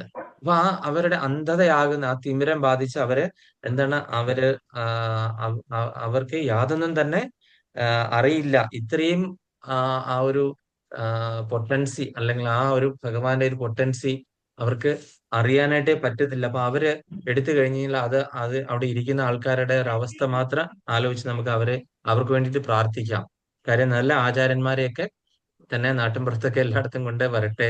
അറ്റ്ലീസ്റ്റ് ആൾക്കാരെ കൊണ്ടൊന്ന് നാമം ജപിക്കാനോ കീർത്തനങ്ങൾ പാടിക്കാനോ അല്ലെങ്കിൽ ഭഗവാനെ പറ്റി ഒരു വിശ്വാസം ഉണ്ടാക്കിയെടുക്കാനോ, ഈവൻ കൃഷ്ണബോധസ്ഥരാകണമെന്നില്ല, ഭഗവാനെ പറ്റി ഒരു വിശ്വാസം ഉണ്ടാക്കിയെടുക്കുകയും നല്ല രീതിയിൽ ഉറക്ക നാമം ജപിപ്പിക്കുകയും ചെയ്യുന്ന ആൾക്കാരെങ്കിലും അറ്റ്ലീസ്റ്റ് വരട്ടെ എന്ന് പ്രാർത്ഥിക്കാം. അതുപോലെ നിങ്ങൾ ആരെങ്കിലും ഒക്കെ അതിന് സംഘാടകരാകാനോ കമ്മിറ്റിയിലോ ഉണ്ടെങ്കിൽ അദ്ദേഹത്തിന്റെ പഴയ ഇതിനെപ്പറ്റി ഹിസ്റ്ററിയെ പറ്റി അന്വേഷിക്കുക. അതുപോലെ തന്നെ ആ വരാൻ പോകുന്ന ആചാര്യൻ ആരാണെന്ന് നോക്കുക. എന്നിട്ട് അദ്ദേഹത്തിന്റെ ഏതെങ്കിലും യൂട്യൂബിലൊക്കെ ഉണ്ടെങ്കിൽ ഒന്ന് കേട്ട് നോക്കുക. എന്നിട്ട് വേണം അവരെ റെക്കമെൻഡ് ചെയ്യാൻ നിങ്ങളുടെ ക്ഷേത്രത്തിലേക്ക് എന്നുള്ള കാര്യം പ്രത്യേകം ഓർക്കുക. അല്ലെങ്കിൽ ഇതേപോലെയുള്ള കാര്യങ്ങൾ വരും. അതായത് മുഴുവൻ ആദ്യം മുതൽ അവസാനം വരെ ഗോവർദ്ധന എടുത്തുയർത്തിയത് എന്താണ്? ആൾക്കാരുടെ മനസ്സ് ഉയർത്തി. എന്താണ്? എല്ലാവരുടെയും മനസ്സ് ഭഗവാൻ ഉയർത്തി. ഭഗവാൻ എന്താ ഗോവർദ്ധന എടുത്ത് ഉയർത്താൻ പറ്റുന്നില്ല? ഇവരൊക്കെ വിചാരിക്കുന്നത് എന്താണ്? ഈ ഭഗവാൻ എന്ന് പറഞ്ഞാൽ നമ്മളെപ്പോലെ ഒരു വ്യക്തിയാണെന്നാണ് വിചാരിക്കുന്നത്. ഈ സർവ്വ പ്രപഞ്ചങ്ങളിൽ ഭഗവാനിലാണ് സ്ഥിതി ചെയ്യുന്നതെന്ന് ഇവർക്ക് മനസ്സിലാക്കാൻ ഒരിക്കലും പറ്റില്ല. അവരുടെ ആ ഒരു ദൃഷ്ടിയിൽ അല്ലെങ്കിൽ ഉൾക്കാഴ്ചയിൽ അങ്ങനെ ഒരു സംഭവം പോവുകയില്ല. അതായത് ഈ പ്രപഞ്ചത്തിന്റെ ഒരു ഭാഗമാണ് ഭഗവാൻ എന്നാണ് അവർ വിചാരിക്കുന്നത്.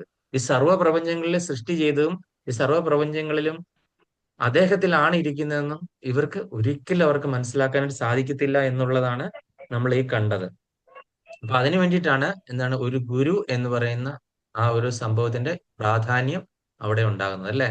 അപ്പൊ ഗുരുവിന്റെ ആ ഒരു ആ, ഇതുകൊണ്ട് മാത്രമേ ഉള്ളൂ നമുക്കത്. ഞാൻ ആ കഴിഞ്ഞ ദിവസം പറഞ്ഞോന്ന് എനിക്ക് അറിയത്തില്ല, പുണ്ടലീകന്റെ കഥ പറഞ്ഞായിരുന്നോ? പുണ്ടലീകല്ല, നാമദേവന്റെ കഥ. ഞാൻ കേട്ടില്ല പ്രഭു. ഇല്ല, ഞാൻ ഒന്നുകൂടെ പറഞ്ഞേക്കാം കേൾക്കാത്തവർക്ക് വേണ്ടിയിട്ട്. ഏതോ ക്ലാസ്സിൽ പറഞ്ഞു, ഏതാണെന്ന് എനിക്ക് ഓർമ്മയില്ല. അതായത് പറഞ്ഞിരുന്നു പറഞ്ഞിരുന്നു അല്ലേ? പറഞ്ഞിരുന്നു അപ്പൊ അറിയാം, നമുക്ക് നാമദേവൻ ആരായിരുന്നെന്ന് അറിയാം. ഭഗവാനുമായിട്ട് നേരിട്ട് സംസാരിക്കുന്ന ഒരു വ്യക്തിയാണ്, അല്ലെ? ആ, അപ്പൊ ഈ നേരിട്ട് സംസാരിക്കുന്ന ആ ഒരു വ്യക്തി, അപ്പൊ നമ്മൾ എല്ലാ ദിവസവും പ്രാർത്ഥനയിൽ ഉൾപ്പെടുത്തേണ്ട കുറെ ഭക്തന്മാരുണ്ട്. നിങ്ങൾ വേണേ എഴുതി വെച്ചു.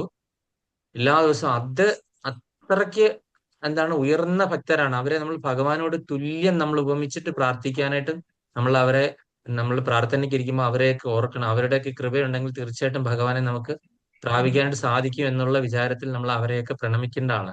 ഞാനും ജപിക്കാനിരിക്കുമ്പോൾ ഈ ഭക്തന്മാരുടെ എല്ലാം പേരുകളെങ്കിലും മനസ്സിൽ കിടക്കുക. കാര്യം അവരെങ്ങനെ ഇരിക്കുന്നു നമുക്കറിയില്ലല്ലോ. പേരുകളെങ്കിലും ഓർത്ത് വെക്കാനായിട്ട് ഞാൻ ശ്രമിക്കാറുണ്ട്. നമുക്കറിയാലോ, മീരാഭായി അറിയാം, പിന്നെ തുക്കാറാം, പിന്നെ നർസി മേത്ത എന്ന് പറയുന്ന, ഞാൻ ഇന്നാള് കഥ പറഞ്ഞായിരുന്നു. നർസി മേത്ത ഗുജറാത്തിലുള്ള ഒരു ഭക്ത കവിയാണ്, ഭജനാനന്ദിയാണ്. ഒരുപാട് ഭജന കീർത്തനങ്ങൾ അദ്ദേഹത്തിന്റെ വകയായിട്ടുണ്ട്. 1000-ൽ പരം കീർത്തനങ്ങളുണ്ട്. അദ്ദേഹമാണ് വൈഷ്ണവ ജനതോ തേനെ എന്ന് പറഞ്ഞിട്ടുള്ള ആ മഹാത്മാഗാന്ധി എപ്പോഴും പാടുന്ന ആ ഒരു കീർത്തനത്തിന്റെ രചയിതാവ്. വൈഷ്ണവ ജനതോ തേനെ കലിയജെ തേനെ തരാവോ എന്നൊക്കെ പറഞ്ഞിട്ടുള്ള ആ ഒരു ഇതിന്റെ രചയിതാവ്. പിന്നെ നമുക്കറിയാം കുലശേഖര ആൾവാർ എന്ന് പറയുന്ന ഒരു സൗത്ത് ഇന്ത്യയിലുള്ള ഒരു കവിയാണ്. അദ്ദേഹമാണ് ഏതെഴുതിയത്? ഏത് കൃതിയാണ് അദ്ദേഹം എഴുതിയത്? ഭജഗോവിന്ദമല്ല, മുകുന്ദമാല സ്തോത്രം. മുകുന്ദമാല, മുകുന്ദമാല മുകുന്ദമാല. സ്തോത്രം. കുലശേഖര ആൾവാർ അദ്ദേഹത്തിന്റെ ഭക്തി ഒന്നും പറഞ്ഞറിയിക്കേണ്ട. ഈ ഓരോ ഭക്തന്മാരുടെയും പറ്റി പറയാൻ തന്നെ, പറഞ്ഞു കഴിഞ്ഞാൽ തന്നെ നമുക്ക് അത് കൂടുതൽ പറയാൻ പറ്റാത്ത ഒരു അവസ്ഥയിലേക്ക് എത്തും. അവരെല്ലാം അങ്ങനെ ഉള്ള ഭക്തന്മാരാണ്. പിന്നെ ചൊക്കാമല, ചൊക്കാമല, പിന്നെ ഉള്ള കനകദാസൻ, കൃഷ്ണ നീ വേഗണി പാറവ് എന്ന് പറഞ്ഞിട്ടുള്ള പാട്ട് പാടിയ ആള് കനകദാസൻ. അതായത് നമുക്കറിയാം, ഉടുപ്പി ഭഗവാൻ ഈ കനകദാസന്റെ കീർത്തനം കേൾക്കാൻ വേണ്ടിയിട്ട് എന്താണ് നേരെ തിരിഞ്ഞിരുന്നത്. കാര്യം അധകൃതർക്ക് പ്രവേശനം ഇല്ലായിരുന്ന സമയത്ത് ഇദ്ദേഹത്തിന്റെ പാട്ട് കേൾക്കാൻ വേണ്ടിയിട്ട് അവിടെ ആ ദ്വാരമെല്ലാം ഇടിഞ്ഞ് പൊളിഞ്ഞ് തകർന്ന്, ഗോപുരം ഇടിഞ്ഞ് തകർന്ന് നേരെ തിരിഞ്ഞു. കിഴക്കോട്ടിരുന്ന ഭഗവാൻ നേരെ പടിഞ്ഞാറോട്ട് ദർശനമാക്കി തിരിഞ്ഞു മാറിയ ആ ഒരു സംഭവം. അപ്പൊ അങ്ങനെ അദ്ദേഹം, പിന്നെ ജയദേവ കവികളെ പത്മാവതി അദ്ദേഹത്തിന്റെ ഭാര്യ, അദ്ദേഹമാണ് ഗീതാ ഗോവിന്ദോ അഷ്ടപതിയൊക്കെ എഴുതിയ ആള്. പിന്നെ നമ്മൾ പറഞ്ഞത് എന്താണ്, പുണ്ടലീകാരനാണ്. പുണ്ടരീകനാഥ് ഭഗവാൻ പണ്ടാർപൂര് അവിടെ അവതരിച്ചത്. ദ്വാരകാധീശൻ അവിടെ വന്നത് ഈ പറയുന്ന പിതൃഭക്തികാരനാണെന്ന് നമ്മൾ പലതവണ പറഞ്ഞാണ്. പുണ്ടലീക്. അടുത്തത് നാമദേവൻ. നാമദേവന്റെ കാര്യമാണ് ഞാൻ ഇപ്പൊ പറയാൻ പോകുന്ന കഥ. അപ്പൊ അതിന്റെ കൂടെ കുറച്ച് ഭക്തന്മാരുടെ പേര് പറഞ്ഞു. നാമദേവ്, അതുപോലെ തന്നെ ജ്ഞാനേശ്വർ, അവിടെ തന്നെയുള്ള ഒരു ഭക്തനാണ് ജ്ഞാനേശ്വർ. അതുപോലെ തന്നെ ജനേഭായി,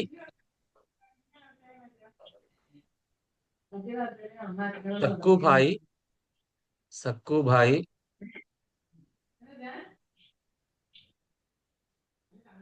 പിന്നെ കബീർദാസ്, സൂർദാസ്, തുളസീദാസ്.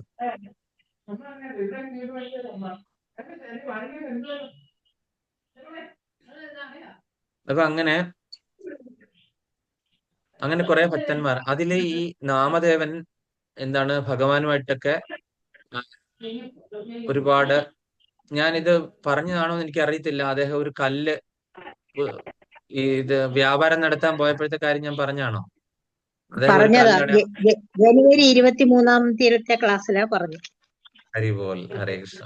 അപ്പൊ ഞാൻ ഈ ഒരു ഗുരുവിന്റെ കാര്യം മാത്രം പറഞ്ഞിട്ട് നിർത്താം. അദ്ദേഹത്തിന് 2 സ്റ്റോറീസ് ഉണ്ട്. അതിലെ ഒരുപാടുണ്ട്. അതിലെ ഒരു കാര്യം, സ്റ്റോറി അല്ല, വീണ്ടും അത് യഥാർത്ഥത്തിൽ നടന്നതാണ്. അപ്പൊ ഇദ്ദേഹം ഭഗവാനുമായിട്ട് സദാ സംവദിക്കുന്നുണ്ട്. അപ്പോൾ ഇദ്ദേഹം എന്താണ് ചെയ്യുന്നത്, ഭഗവാനുമായിട്ട് സംസാരിക്കുന്ന മറ്റുള്ളവർ കാണുന്നുണ്ട്. പക്ഷെ ഭഗവാൻ സംസാരിക്കുന്ന ഇവർക്ക് ആർക്കും കാണാൻ പറ്റത്തില്ല. കാര്യം നമ്മളുടെ ചക്ഷുഷ് ഇത്രയും ഇതല്ല, പ്യൂരിഫൈഡ് അല്ലാത്തതുകൊണ്ട് നമുക്ക് ഭഗവാനെ കാണാൻ പറ്റത്തില്ല. ഇദ്ദേഹം ഓപ്പൺ ആയിട്ട് നിന്ന് ശ്രീകോവിലിന്റെ അവിടെ വന്ന് ഭഗവാനോട് സംസാരിക്കും. ഭഗവാൻ മറുപടിയും പറയും. പക്ഷെ അദ്ദേഹത്തിന് മാത്രമേ കാണാൻ പറ്റുള്ളൂ, മറ്റൊരാൾക്കും കാണാൻ പറ്റത്തില്ല. കാര്യം മറ്റാരും പ്രാപ്തരല്ല, അവരുടെ അന്തരംഗ ചക്ഷുഷ് അത് കാണാനായിട്ട് പ്രാപ്തരായിട്ടില്ല. അതുകൊണ്ടാണ്. അപ്പൊ അങ്ങനെ ഇദ്ദേഹം ഒരു പണ്ഡിതന്മാരുള്ള നടത്തിയ ഒരു സമ്മേളനം നടത്തിയ സ്ഥലത്തേക്ക് ഇദ്ദേഹം പോകുവാണ്. എങ്ങനെയോ കാര്യം, ഇദ്ദേഹം അങ്ങനെ പോകാനൊന്നും അയാൾക്ക് താല്പര്യമില്ല. വാദത്തിലും പ്രതിവാദത്തിലും ഒന്നും. അദ്ദേഹം ഭഗവാനോട് മാത്രമേ വാദപ്രതിവാദങ്ങളൊക്കെ വെക്കുകയുള്ളൂ. എങ്ങനെയോ ഇദ്ദേഹത്തിനെ ക്ഷണിക്കപ്പെട്ടു. അങ്ങനെ ക്ഷണിക്കപ്പെട്ട് കഴിഞ്ഞപ്പോൾ അദ്ദേഹം അവിടെ ചെന്നു. കഴിഞ്ഞിരുന്നപ്പോൾ അവിടെ ഒരു മൺകുടം ഉണ്ടാക്കുന്ന ആള്, ഞാനിത് പറഞ്ഞതാണ്, മൺകുടം ഉണ്ടാക്കുന്ന ആൾ അവിടെ വന്നിട്ടുണ്ടായിരുന്നു. അദ്ദേഹം ഒരു പണ്ഡിതനാണ്. കാര്യം ഇങ്ങനെ സംവാദങ്ങളിലൊക്കെ പങ്കെടുക്കുന്ന ആളാണ്. അപ്പൊ അദ്ദേഹത്തിനോട് ഒരു ചോദ്യം വന്നു, ഈ മൺകുടം പാകമായതാണോ ഇല്ലയോ എന്ന് എങ്ങനെയാണ് നിങ്ങൾ മനസ്സിലാക്കുന്നതെന്ന്. ഒരു മൺകുടം, കാര്യം ഈ മൺപാത്രങ്ങൾ ഉണ്ടാക്കുന്ന മൂശാരിമാര് അത് ഒരു പ്രത്യേക ടെക്നിക്കാണ് അല്ലെ. ഇത് ഉണ്ടാക്കി വെച്ചിട്ട് ഇത് പുഴുങ്ങണം അല്ലെ. സത്യം. പുഴുങ്ങി ആ വേവിച്ച് ചൂളയിലിട്ട് അതൊരു പ്രത്യേക അളവിൽ ഇത്ര ദിവസം ചൂടടിപ്പിക്കണമെന്നുണ്ട്, അതിനുശേഷം ഇത്ര ദിവസം തണുപ്പിക്കണമെന്നുണ്ട്, അതിനുശേഷം എടുക്കാവുള്ളൂ. എടുത്തു കഴിഞ്ഞിട്ട് നേരെ അടുപ്പ വെച്ച് കഴിഞ്ഞാൽ ചിലപ്പോൾ പൊട്ടും, ചിലപ്പം വെള്ളം വെച്ച് കഴിഞ്ഞാൽ ചോർന്നു പോകും, അത് പാകമായില്ലെങ്കിൽ. അല്ലെങ്കിൽ എന്താണ്, അതിൻ്റെ അകത്ത് വേറെ ജീവജാലങ്ങൾ ഉണ്ടാകും. നമ്മൾ ചിലപ്പോൾ അതിൻ്റെ അകത്ത് ഭക്ഷണമൊക്കെ ഉണ്ടാക്കി ആ വെള്ളം അവിടെ ഇങ്ങനെ ഇരിക്കുകയാണെങ്കിൽ അതിൻ്റെ അകത്ത് വേറെ മറ്റുള്ള ജീവികൾ വന്ന് എന്തെങ്കിലും പ്രശ്നം ഉണ്ടാക്കും അല്ലെ. അതിൻ്റെ അകത്ത് ഈ പൂപ്പലും പായലും പോലത്തെ സംഭവങ്ങൾ ഉണ്ടാകും. അപ്പൊ ഇതിന്റെ ചൂട് ശരിയായില്ല എങ്കിൽ, ഇതിനെ വേവിച്ച് ശരിയായില്ല എങ്കിൽ എന്താണ്, അത് കൊള്ളില്ല ആ പാത്രം. ഇപ്പൊ ഇത് അറിയാൻ വേണ്ടിയിട്ട് എന്താണ് ചെയ്യുന്നത് ഇവർ ഈ മൺകുടം. അപ്പൊ ഇദ്ദേഹത്തിനോട് ചോദിച്ചു, നിങ്ങൾ എന്താ ചെയ്യുന്നതെന്ന് ചോദിച്ചു. ഇത് അറിയാൻ വേണ്ടിയിട്ട് ഈ പാത്രങ്ങൾ ശരിയായി, നമുക്ക് ചൂടിന്റെ അകത്ത് നിന്ന് കൈ പിടിക്കാൻ പറ്റത്തില്ല. ഈ ചൂളയിൽ ചെന്ന് ആർക്കെങ്കിലും കൈ പിടിച്ചിട്ട് ഇത് ശരിയായെന്ന് നോക്കാൻ പറ്റുമോ? ഇല്ല. അപ്പൊ ഇവര് തണുത്ത് കഴിഞ്ഞിട്ട് എന്ത് ചെയ്യും, അതിലെ ഓരോ കുട എടുത്തിട്ട് ഇങ്ങനെ കൊട്ടി നോക്കും. കുട്ടിയോ? കൊട്ടി നോക്കി കഴിയുമ്പോൾ അതിൽ ഒരു പ്രത്യേക താളാത്മകമായ ശബ്ദം വരുമ്പോൾ ഇത് ഓക്കെ, ടെസ്റ്റഡ്, ഓക്കെ, പാസ്റ്റ്. അടുത്ത എടുത്ത് നോക്കിയപ്പോൾ തന്നെ ആ ശബ്ദം കുറവാണ്, ഇത് പോയി, അങ്ങോട്ടേക്ക് മാറ്റി വെച്ചു. അപ്പൊ അടുത്ത എടുത്തു, വീണ്ടും കൊട്ടി, ഇത് ഓക്കെ. അപ്പൊ ഇങ്ങനെ ഒരു ഒരു 10,000 മൺകുടാണ് അവിടെ വെച്ചിരിക്കുന്നതെങ്കിൽ അതിൽ ചിലപ്പം 10, 30, 40 ആയിരിക്കും ശരി. ബാക്കി മുഴുവനും എന്താണ് ചെയ്യുന്നത്, ഒന്നുകിൽ റീബിൽഡ് ചെയ്യണം അല്ലെങ്കിൽ വീണ്ടും ചൂടാക്കേണ്ടി വരും. അതിന് ചൂട് കുറവാണ്. അപ്പൊ ഈ മൂശാരിമാരും കള്ളത്തരം കാണിക്കുകയില്ലെന്നുള്ള ഒരു കുഴപ്പമാണ്. 1,00,000 പാത്രങ്ങൾ തന്നിരുന്നാൽ ചിലപ്പോൾ ഒന്നോ രണ്ടോ ആയിരിക്കും ചിലപ്പോൾ നമ്മൾ ഗ്യാസിലൊക്കെ വെച്ചാൽ പൊട്ടിപ്പോകുന്നത്. അല്ലാതെ ഒക്കെ തന്നെ ഒരു കുഴപ്പമില്ല. നമ്മൾ ആ വെക്കേണ്ടതായ രീതിയിൽ കഞ്ഞിവെള്ളമൊക്കെ വെച്ച് ഒരു ഒരു 2-3 ദിവസമൊക്കെ വെച്ച് ഇട്ട് നിറച്ച് വെച്ചിട്ട് പിന്നെ ചൂടാക്കി അങ്ങനെയൊക്കെ സൂക്ഷിക്കുവാണെന്നുണ്ടെങ്കിൽ ചിലപ്പോൾ ഒരുപക്ഷെ രക്ഷപ്പെട്ട് കിട്ടിയേക്കും. അല്ലെങ്കിൽ എന്താ, ഗ്യാസായി വെച്ചാൽ അപ്പൊ തന്നെ ടപ്പോ എന്ന് പറഞ്ഞ് പൊട്ടിപ്പോകുന്നത് കാണാം. അപ്പൊ വളരെ കുറവേ ഉള്ളൂ അങ്ങനെ മോശമാകാൻ സാധ്യതയുള്ളൂ. അപ്പൊ ഇദ്ദേഹം ഇങ്ങനെ പറഞ്ഞു, എന്താണ് ഇതിന് കാരണം, ഇതിങ്ങനെയാണ് കണ്ടുപിടിക്കുന്നത്, ഈ ശബ്ദം വന്നതാണ്. അപ്പൊ അവിടെ ഇരിക്കുന്ന ഒരു പണ്ഡിതൻ എന്ത് ചെയ്തു, നമ്മുടെ നാമദേവന്റെ തലയിൽ കൊട്ടിട്ട് പറഞ്ഞു, ശബ്ദമൊന്നും വരുന്നില്ലല്ലോ, ശബ്ദമൊന്നും വരുന്നില്ലല്ലോ, അത് പാകമാകാനായിട്ട് ബാക്കിയുണ്ടെന്ന് പറഞ്ഞു. നാമദേവൻ അത് ഭയങ്കര ഇൻസൾട്ട് ആയിട്ട് എടുത്തു.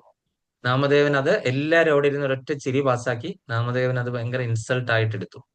അപ്പൊ ഈ ഇൻസൾട്ട് ആകാനായിട്ട് കാരണം എന്താണ്, എന്തോ ഒരു കുറവുണ്ടെന്ന് നാമദേവന് തോന്നുന്നു. പക്ഷെ ഭഗവാനെ പ്രാപിക്കുക എന്നുള്ളതാണല്ലോ ഏറ്റവും വലിയ കാര്യം. അത് എനിക്ക് എന്തായാലും കിട്ടി. അപ്പൊ ആ ഒരു ചെറിയ ഒരു അഹങ്കാരം ഉണ്ടായിരുന്നു എന്ന് വിചാരിച്ചു അല്ലെ. ഒരാളുടെ ജീവിതത്തിലെ ഏറ്റവും വലിയ കാര്യം എന്ന് പറഞ്ഞു കഴിഞ്ഞാൽ ഭഗവാനെ സംപ്രീതനാക്കുക, അല്ലെങ്കിൽ ഭഗവാന്റെ ദർശനം കിട്ടുക, അല്ലെങ്കിൽ ഭഗവാനുമായിട്ട് സംവദിക്കാൻ പറ്റുക.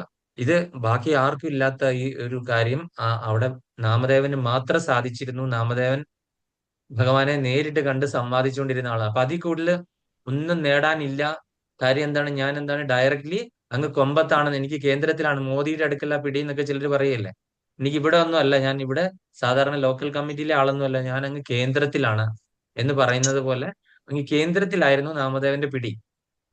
അപ്പം ഇദ്ദേഹത്തിന് അപമാനിതനായി ഇദ്ദേഹം അവിടെ ചെന്ന് ഭഗവാന്റെ അടുക്ക് ചോദിച്ചു, നീ മനഃപൂർവ്വം എന്നെ അപമാനിക്കാൻ വേണ്ടിയിട്ടാണോ അങ്ങോട്ടേക്ക് പറഞ്ഞു വിട്ടതെന്ന് ചോദിച്ചു.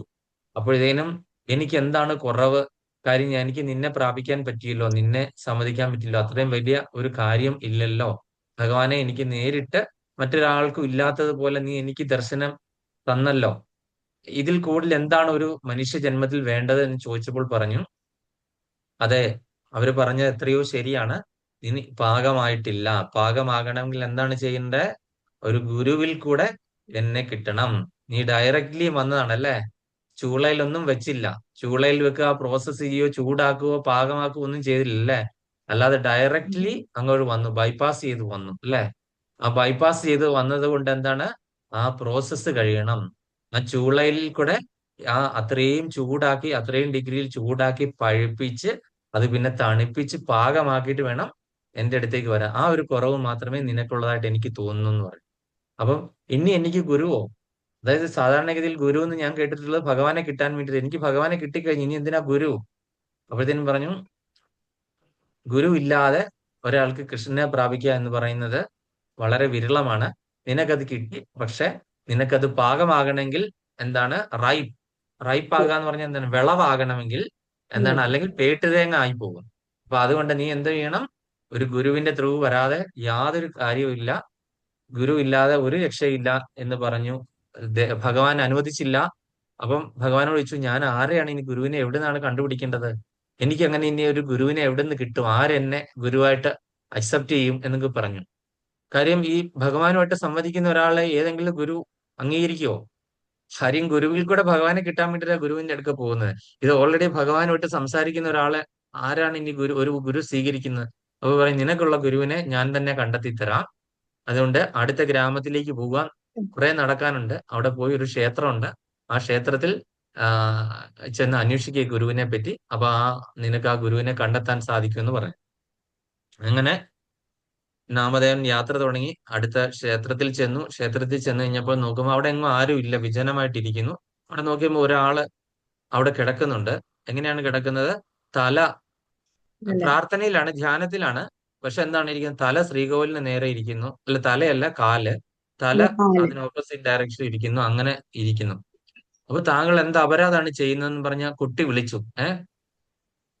ശ്രീകോവിലിന്റെ നേരേക്ക് ഭഗവാനെ നോക്കി കാല് വെച്ച് കിടക്കുവാണോ? ഇത് അപരാധമാണ്, പുറത്തിറങ്ങി പോയി കിടക്കൂ എന്ന് പറഞ്ഞു.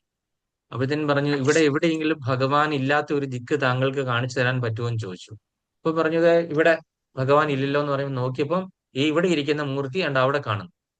അത് ഞാൻ പറഞ്ഞു, "ദേ അവിടെ ഭഗവാൻ ഉണ്ടല്ലോ" എന്ന് പറഞ്ഞപ്പോ പറഞ്ഞു, "എന്നാ അതെ ഇപ്പുറത്തേക്ക് മാറ്റാൻ പറഞ്ഞു. തല ഇങ്ങോട്ട് മാറ്റാൻ പറഞ്ഞു, അല്ലെ കാൽ ഇങ്ങോട്ട് മാറ്റാൻ പറഞ്ഞപ്പോ ദാ അവിടെയും ഭഗവാൻ." അങ്ങനെ 360 ഡിഗ്രി കറക്കി നോക്കിയപ്പോ അവിടെ എല്ലാം ഭഗവാൻ നിൽക്കുന്നു. അതായത് മൾട്ടിപ്പിൾ ആയിട്ട് അവിടെ ഇരിക്കുന്ന ക്ഷേത്രത്തിൽ ഇരിക്കുന്ന മൂർത്തി ഈ ചുറ്റോട് ചുറ്റും. അപ്പം ഇപ്പൊ നിനക്ക് മനസ്സിലായില്ലേ, ഞാന് എന്താണ്, ഭഗവാൻ ഇല്ലാത്ത ഒരു ദിക്കില്ല ഈ പ്രപഞ്ചത്തിൽ. ഏത് ദിക്കിലും മുഴുവനും ഭഗവാൻ നിറഞ്ഞിരിക്കുകയാണ്. അപ്പൊ അങ്ങനെ ഒരു സ്ഥലമേ ഇവിടെ ഇല്ല. അപ്പൊ പിന്നെ ഞാന് അങ്ങോട്ട് കാല് വെച്ചാൽ എന്താ, ഇങ്ങോട്ട് കാല് വെച്ചാൽ എന്താണ്? വില്യമംഗല ഠാക്കൂർ സ്വാമികൾ പറഞ്ഞ പോലെ അല്ലേ, നിന്നെ മറച്ചിട്ട് എനിക്ക് എന്ത് ചെയ്യാം? ഗുരുവായൂരപ്പനോട് പറഞ്ഞാണല്ലേ, നീ അറിയാതെ എനിക്ക് എന്ത് ചെയ്യാൻ പറ്റും? നീ സർവ്വ സ്ഥലത്തും നീയാ നിറഞ്ഞു നിൽക്കുന്നത് അല്ലേ, പിന്നെ നിന്നെ മറഞ്ഞിട്ട് എനിക്ക് എന്ത് ചെയ്യാനായിട്ട് സാധിക്കും? നീ സർവ്വതും നിറഞ്ഞു നിൽക്കുകയാണല്ലേ. അപ്പൊ അങ്ങനെ എന്ത് ചെയ്തു? ഈ പറയുന്ന ആ നാമദേവനാകെ തോറ്റു മടങ്ങിപ്പോയി ഇദ്ദേഹത്തിന്റെ അടുക്കല്. അതായത് ഭഗവാൻ ഇല്ലാത്ത ഒരു സ്ഥലം കാണിക്കാനേ പറ്റിയില്ല. അങ്ങനെ നാമദേവൻ ചോദിച്ചു അദ്ദേഹത്തിനോട്, ഞാൻ ഇവിടെ ഒരാളെ അന്വേഷിച്ചു വന്നാണ്. അതായത് എന്നോട് പുണ്ടരീകനാഥ് ഭഗവാനാണ് എന്നെ ഇങ്ങോട്ടേക്ക് അയച്ചത്. ഇന്നുപോലെ എനിക്ക് ഒരു ഒരു ഗുരുവിനെ സ്വീകരിക്കാനാണ്. ആ ഒരു ഗുരുവിനെ കണ്ടെത്താൻ അങ്ങ് സഹായിച്ചാലെന്ന് പറഞ്ഞു. ഞാൻ ഇവിടെ എങ്ങും ആരോടും ചോദിക്കാൻ ഒരാളെ കണ്ടെത്തിയില്ല, അതുകൊണ്ടാണ് അങ്ങയോട് ചോദിക്കുന്നതെന്ന് പറഞ്ഞപ്പോ പറഞ്ഞു, ആ ആള് ഞാൻ തന്നെയാണെന്ന് പറയും. അപ്പം ഇദ്ദേഹം അന്വേഷിച്ച ആ ഗുരുവാണ് അവിടെ കിടന്നിരുന്നത്. അപ്പൊ ഭഗവാന്റെ അറേഞ്ച്മെന്റ്സ് ആയിരുന്നു ഇതെല്ലാം. അങ്ങനെ ഇദ്ദേഹത്തെ ഗുരുവായിട്ട് സ്വീകരിച്ചിട്ടാണ് പിന്നെ അദ്ദേഹം ഭഗവാന്റെ അടുത്തേക്ക് പോയത്. അപ്പൊ ഗുരുവിനെ സ്വീകരിച്ചു കഴിഞ്ഞ് പിന്നീട് ഭഗവാനുമായിട്ടുള്ള എല്ലാ ഇതിലും എന്താണ്, അല്ലെങ്കിൽ എന്തായിരുന്നു, ഭഗവാനുമായിട്ട് തട്ടിക്കയറുമായിരുന്നു, ഇടയ്ക്ക് ദേഷ്യപ്പെടുമായിരുന്നു അല്ലെ, ഇടയ്ക്ക് ദേഷ്യപ്പെടുമായിരുന്നു. അത് നമുക്കറിയാം. വാത്സല്യം, മാധുര്യം, സാഖ്യം, അങ്ങനെ പ്രേമം, ഇങ്ങനെ രസത്തിൽ കൂടെ പോയി കഴിഞ്ഞാൽ ഭഗവാനുമായിട്ട് ഉള്ള ആ രീതി എന്ന് പറഞ്ഞു കഴിഞ്ഞാൽ വ്യത്യാസമാണ് അല്ലെ, ഒരു അതീന്ദ്രിയമായിട്ടുള്ള രീതിയാണ്. പക്ഷെ ഗുരുവായിട്ട് പോയപ്പോഴത്തേക്കും എന്താണ്, ഓർഡറിലായി അതൊരു ഓർഡറിലായി. അല്ലെങ്കിൽ എന്താണ്, ലക്കിൽ ലഗാനുമായിട്ടില്ല, എന്തും വേണേ ഭഗവാനോട് പറയാവുന്ന രീതിയായി. ഇപ്പൊ ഗുരുവിൽ കൂടെ ഭഗവാനെ സമീപിച്ചു കഴിഞ്ഞപ്പോൾ അതിൻ്റെതായിട്ടുള്ള രീതിയിലുള്ള പക്വത വന്നു. അതാണ് ആ ഒരു വ്യത്യാസം. അപ്പൊ ഇവിടെയും പറയുന്നത് അതാണ്, നമ്മള് അപ്പൊ അജ്ഞാനത്തെ നശിപ്പിക്കുന്ന ജ്ഞാനം കൊണ്ട് ഒരാൾ പ്രകാശിതനാകുമ്പോൾ പകൽ സമയത്ത് സൂര്യൻ എല്ലാം പ്രകാശിപ്പിക്കുന്നത് പോലെ അയാളുടെ ജ്ഞാനം എല്ലാം വെളിപ്പെടുത്തുകയും ചെയ്യുന്നു. അപ്പം എങ്ങനെ നാമദേവന് അദ്ദേഹത്തിന്റെ ആ ഒരു ജ്ഞാനം പോളിഷ് ചെയ്ത് കിട്ടി എന്ന് നമുക്ക് മനസ്സിലായി അല്ലെ. ഒരു ഗുരുവിൽ കൂടെ വന്നു കഴിഞ്ഞപ്പോൾ എന്താണ്, അദ്ദേഹത്തിന്റെ ആ ഓട്ടയെല്ലാം മാറി എന്താണ്, കൃത്യം പാകമായിട്ടുള്ള ഒരു കുടം എങ്ങനെ ആയോ, എങ്ങനെ അതിൽ നിന്ന് ശബ്ദം പുറത്തു വരുന്നു, അതേപോലെ എന്താണ് ആ ഒരു ഭഗവാനെ അദ്ദേഹത്തിന് കിട്ടി എന്നുള്ളതാണ് നമ്മൾ ഇതിൽ കൂടെ മനസ്സിലാക്കേണ്ടത്.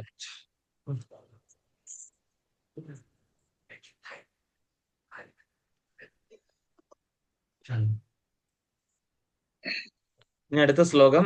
അപ്പൊ ഇതിന്റെ ഭാവാർത്ഥം എല്ലാരും ശരിക്കും വായിച്ചോളാം. അതിന്റെ അകത്ത് ഇവിടെ ഒരു ശ്ലോകം 7:19 പറയുന്നു അല്ലെ, എന്താണ്, ബഹൂനാം ജന്മനാമന്തേ ജ്ഞാനവാൻമാം പ്രപദ്യന്തേ എന്ന് ഭഗവത്ഗീത പറയുന്നില്ലേ. ഒരുപാട് ജന്മങ്ങൾക്ക് ശേഷവും പരിപൂർണ ജ്ഞാനം നേടിയ ജീവൻ കൃഷ്ണന് സ്വയം സമർപ്പിതനാകുമ്പോൾ അഥവാ കൃഷ്ണാവബോധം ഉദിക്കുമ്പോൾ പകൽ വെളിച്ചത്തിൽ എന്ന പോലെ സർവ്വതും പ്രകാശമായി തീരും.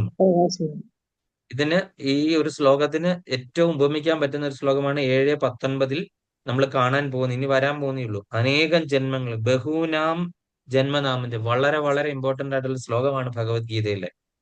ജ്ഞാനവാൻ മാം പ്രപദ്യന്തി എന്ന് ഭഗവത്ഗീതയിൽ പറയുന്നു. അതായത് അനേക ജന്മങ്ങൾക്ക് ശേഷം പരിപൂർണ ജ്ഞാനം നേടിയ ജീവൻ കൃഷ്ണന് സ്വയം സമർപ്പിതനാകുമ്പോൾ, അഥവാ കൃഷ്ണാവബോധം ഉദിക്കുമ്പോൾ പകൽ വെളിച്ചത്തിൽ എന്ന പോലെ സർവവും പ്രകാശമാനമായി തീരും എന്ന് നമ്മൾ കണ്ടു അല്ലെ. പിന്നെ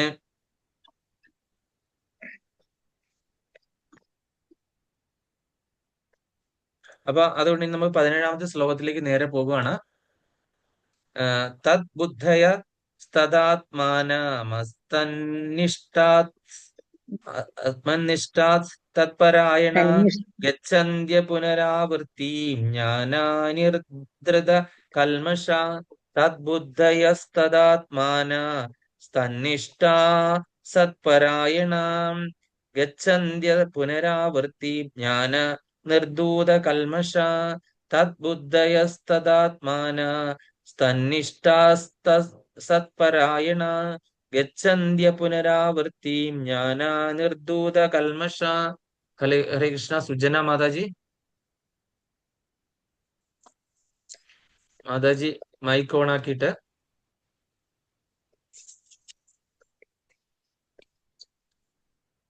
മാതാജിയെ കാണുന്നില്ല. സബിത മാതാജി.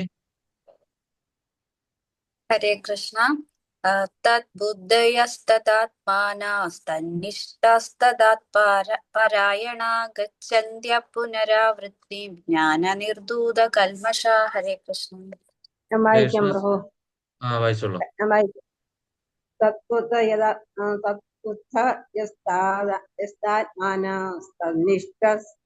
തന്നിഷ്ടാസ്തത്പരായണ ഗച്ഛന്ത്യ പുനരാവൃത്തിം ജ്ഞാനനിർധൃത കൽമഷ.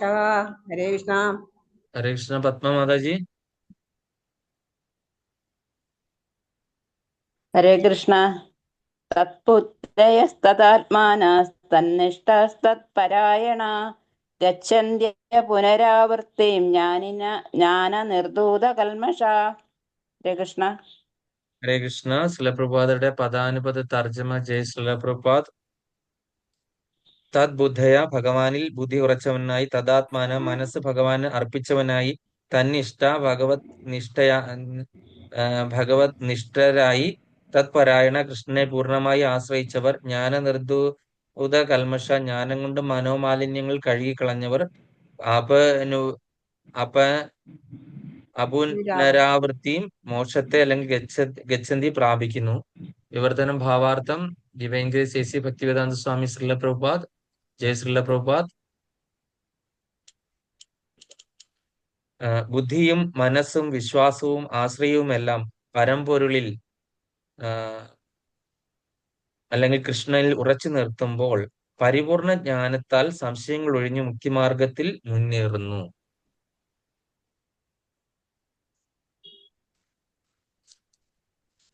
ഹരേ കൃഷ്ണ. അതിന്റെ ഭാവാർത്ഥം ആരാണ് വായിക്കുന്നത്? നമുക്ക് വായിക്കട്ടെ. വായിച്ചാൽ മതി. ഹരേ കൃഷ്ണ. ഭാവാർത്ഥം. ജയശ്രീ പ്രഭാത് കി ജയ്. കൃഷ്ണനാണ് പരമമായ അതീന്ദ്രിയ സത്യം. പരമദിവ്യോത്തമ പുരുഷനായ ഭഗവാൻ താനാണ് എന്ന കൃഷ്ണന്റെ പ്രഖ്യാപനമാണ് ഭഗവത്ഗീതയുടെ കേന്ദ്ര ബിന്ദു. എല്ലാം വൈദിക സാഹിത്യത്തിന്റെയും അഭിപ്രായമാണത്. പരമതത്വം പരതത്വം എന്നാൽ സർവോത്കൃഷ്ടമായ സത്യം. അതിനെ തത്വദർശികൾ ബ്രഹ്മം, പരമാത്മാവ്, ഭഗവാൻ എന്ന പേരുകളിൽ മനസ്സിലാക്കുന്നു. പരമസത്യത്തിന്റെ കാഷ്ടയത്രേ ഭഗവാൻ. അതിനുമേൽ ഒന്നുമില്ല. മത്തപരതരം നാന്യത് കിഞ്ചിദസ്തി ധനഞ്ജയ എന്നാണ് ഭഗവത് സൂക്തം. അവ്യക്തിഗത ബ്രഹ്മത്തിന്റെ ആധാരവും കൃഷ്ണൻ തന്നെ. ബ്രഹ്മണോഹി പ്രതിഷ്ഠാഹം. എങ്ങനെ നോക്കിയാലും കൃഷ്ണനാണ് പരമസത്യം. ആരുടെ മനസ്സും ബുദ്ധിയും വിശ്വാസവും എല്ലാം കൃഷ്ണനെ ആശ്രയിച്ചിരിക്കുന്നുവോ, അഥവാ ആരാണോ തികച്ചും കൃഷ്ണാവബോധത്തിൽ ഉറച്ചു നിൽക്കുന്നത്, അയാളുടെ സംശയങ്ങളെല്ലാം നീങ്ങുകയും അതീന്ദ്രിയ വിഷയങ്ങളെ കുറിച്ച് പരിപൂർണ ജ്ഞാനം ഉദിക്കുകയും ചെയ്യും.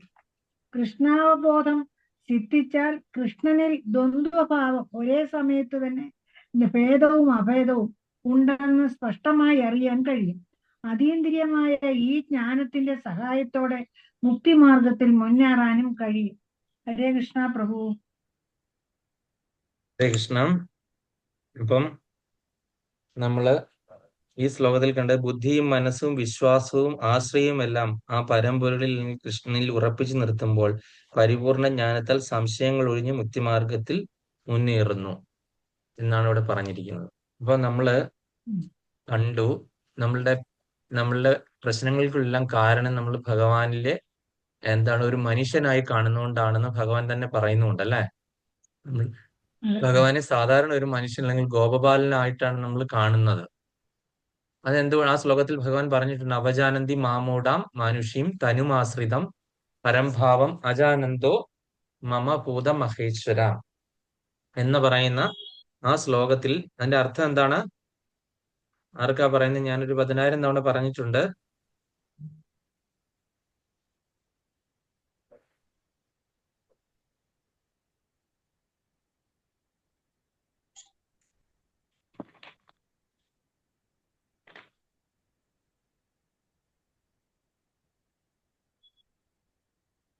ഒൻപത് 11 ശ്ലോകൻ നമ്പർ.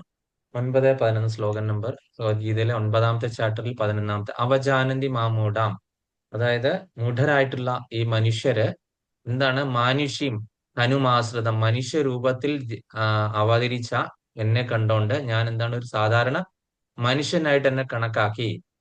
എന്റെ പരംഭാവം അവർ ഒരിക്കലും അറിയാൻ ശ്രമിക്കുന്നുമില്ല, അവർക്ക് അറിയാൻ പറ്റുന്നുമില്ല.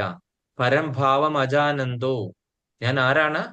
മമ ഭൂത മഹേശ്വര, ഞാൻ സാധാരണപ്പെട്ട ഒരു ഈശ്വരനോ അല്ലെങ്കിൽ 33 കോടി ദേവതകളിൽപ്പെട്ട ഒരാളോ അല്ല. പരംഭാവം, ഞാൻ അവരിലൊക്കെ ഉയർന്ന ആളാണ്. പരംഭാവം അജാനന്ദോ മമ ഭൂത മഹേശ്വര, സർവഭൂതങ്ങളിലെ സർവ പ്രപഞ്ചത്തിന്റെ ഈശ്വരനല്ല മഹേശ്വരനാണ് ഞാൻ എന്ന സത്യം അവരൊരിക്കലും മനസ്സിലാക്കുന്നില്ല. അതുകൊണ്ടാണ് അവരുടെ പരാജയത്തിന്റെ കാരണം.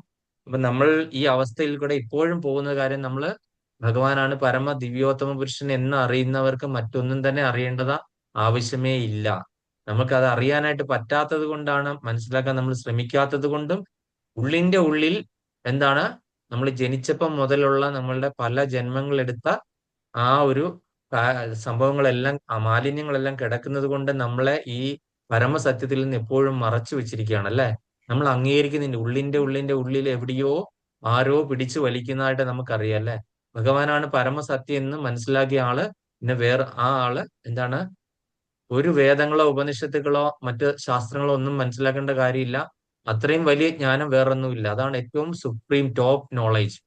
അതിലുപരിയായിട്ടൊരു ജ്ഞാനത്തിന്റെ ആവശ്യമേ ഇല്ല. അങ്ങനെയുള്ള ഒരാൾ ഒന്നും അറിയേണ്ടതായിട്ടുള്ള ആവശ്യമില്ല. ഭഗവാനാണ് എല്ലാം സർവ്വതെന്ന് അറിയുന്ന ഒരാള്.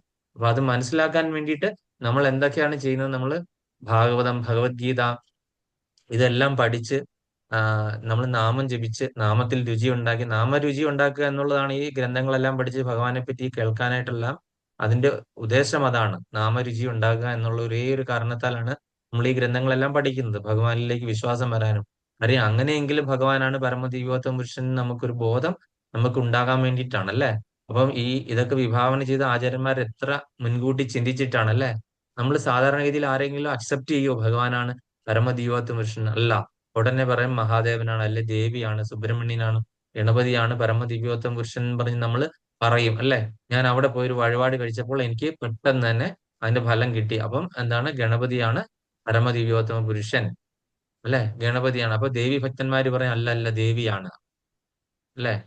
അപ്പൊ ഇതുകൊണ്ടാണ് എന്താണ് ആരും അംഗീകരിക്കത്തില്ലാത്തത് കൊണ്ടാണ് ഈ ഭഗവത്ഗീത, ഭാഗവതം, നാമജപം ഇങ്ങനെയുള്ള ഈ പ്രോസസ്സിൽ കൂടെ നമ്മൾ ഭഗവാനെ മനസ്സിലാക്കാൻ ശ്രമിക്കുന്നത്. ആരോടെങ്കിലും പറഞ്ഞ്, മാതാജിയുടെ ഒരു 10-15 വർഷം മുൻപേ ഉള്ള സ്റ്റേജിൽ ജ്ഞാനാംബിക മാതാജി ആരെങ്കിലും പറഞ്ഞ് അംഗീകരിക്കുക? ഓ പിന്നെ നിങ്ങൾ പോയി പണി നോക്കാൻ പറയും മാതാജി അല്ലെ. ഓടിച്ചു വിടും പറയാൻ വരുന്ന ആൾക്കാരെ അല്ലെ. അപ്പൊ ആ ഒരു സ്റ്റേജിലായിരുന്നു. ഇപ്പോഴും ഒരു 10 ചോദ്യം നമ്മളോട് ചോദിച്ചു കഴിഞ്ഞാൽ ആ ഭാഗവതാചാര്യൻ പറയുന്ന ചോദ്യങ്ങൾ അടിച്ചിരുത്താനുള്ള നോളേജ് പോലും നമുക്ക് ആയിട്ടില്ല അല്ലെ. നമ്മൾ ഇപ്പോഴും മൂഢന്മാരാണ്. അയാൾ പറയുന്ന മൂഢത്വത്തെ നമുക്ക് പ്രതികരിക്കാൻ വേണ്ട ശാസ്ത്രിക് നോളജ് നമുക്കില്ല. അതിനു വേണ്ടിയിട്ടാണ് നമ്മൾ ഈ ഭഗവത്ഗീത പഠിക്കുന്നത്.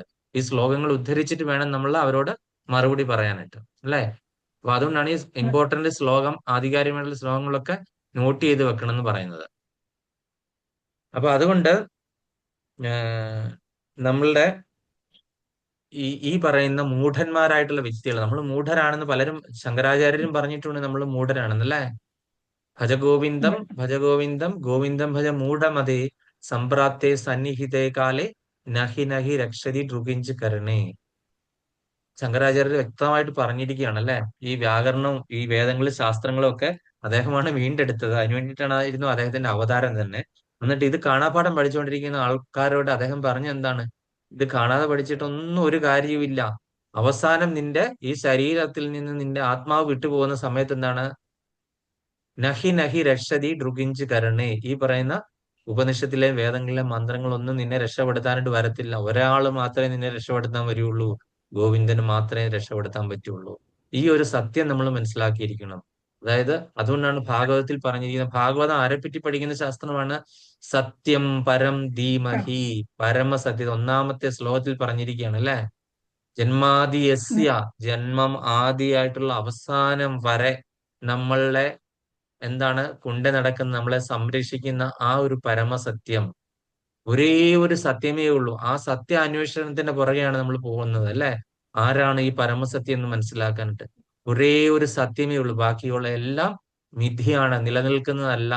സത്യമായിട്ട് ഒരേ ഒരു കാര്യമേ ഉള്ളൂ. അതായത് പരമ്പൊരുളായിട്ടുള്ള ആ പരമാത്മാവായിട്ടുള്ള പരമേശ്വരനായിട്ടുള്ള ആ ഭഗവാൻ മാത്രമേ സത്യമുള്ളൂ. സത്യം പരം ധീമഹി 3 പ്രാവശ്യം ഇട്ട് പറഞ്ഞിരിക്കുക. സത്യം സത്യം പുനഃസത്യം ഉദ്ധൃത്യ ഭുജം ഉച്ചതേ വേദാ ശാസ്ത്രം പരം നാസ്തി ന ദൈവം കേശവാത് പരം.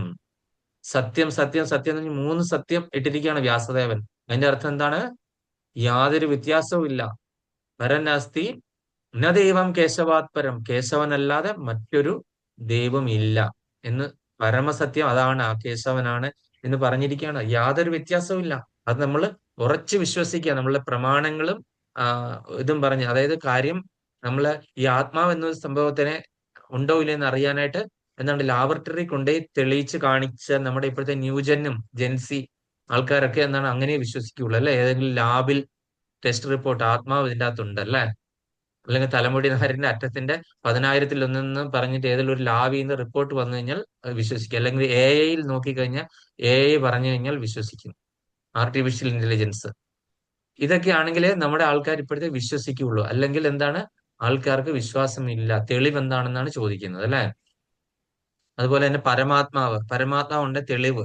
അപ്പൊ അതുകൊണ്ടാണ് നമ്മൾ ഈ പറയുന്ന കാര്യങ്ങളൊക്കെ കലിയുഗത്തിൽ സംഭവിക്കാൻ പോവുകയാണെന്നുള്ള ആചാര്യന്മാർക്ക് അറിയാവുന്നതുകൊണ്ടാണ് ഗുരുപരമ്പര സിസ്റ്റം തന്നെ വെച്ചത് അല്ലെ. ഭഗവാനിൽ നിന്ന് കിട്ടിയ ജ്ഞാനം അതേപടി പരമ്പര വഴി അത് ചോർന്നു പോകാതെ, അല്ലെങ്കിൽ ഈ AI-യും അത് വെബ്സൈറ്റുകാരും എല്ലാം അവർക്ക് തോന്നിയവാസം എന്തെങ്കിലും നോളേജ് പഠിച്ചുണ്ടാക്കും. തോന്നിയവാസം നമുക്ക് ഇങ്ങനെ വിവരം തരും. 4 അന്ധന്മാരെ എന്ത് ചെയ്തു? ആനയെപ്പറ്റി വർണ്ണിച്ചതുപോലെ 4 തരത്തിലായിരിക്കും അവർ പറയുന്നത്. ഇതെല്ലാം കൂടെ കൂടി ഒരാളുടെ അടുത്തേക്ക് എത്തുമെന്നാണ് അവർ കൊളാപ്സ് ആയി പോയി ദൈവവിശ്വാസേ ഇല്ലാതെ വിട്ടുപോകും. 4 പേര് 4 തരത്തിൽ ഒരാളെ പറ്റി പറഞ്ഞു കഴിഞ്ഞാലുള്ള അവസ്ഥ എന്ന് ആലോചിച്ച് നോക്കിയേ. ശരിക്കും ഒരു കണ്ണ് കാണാൻ പറ്റുന്ന ഒരു വ്യക്തി ആനയെ പറ്റി ഈ 4 അന്ധന്മാര് എഴുതിയ ആ റിപ്പോർട്ട് വായിച്ചു കഴിഞ്ഞാലോ അദ്ദേഹത്തിന്റെ അവസ്ഥ എന്തായിരിക്കും അല്ലെ.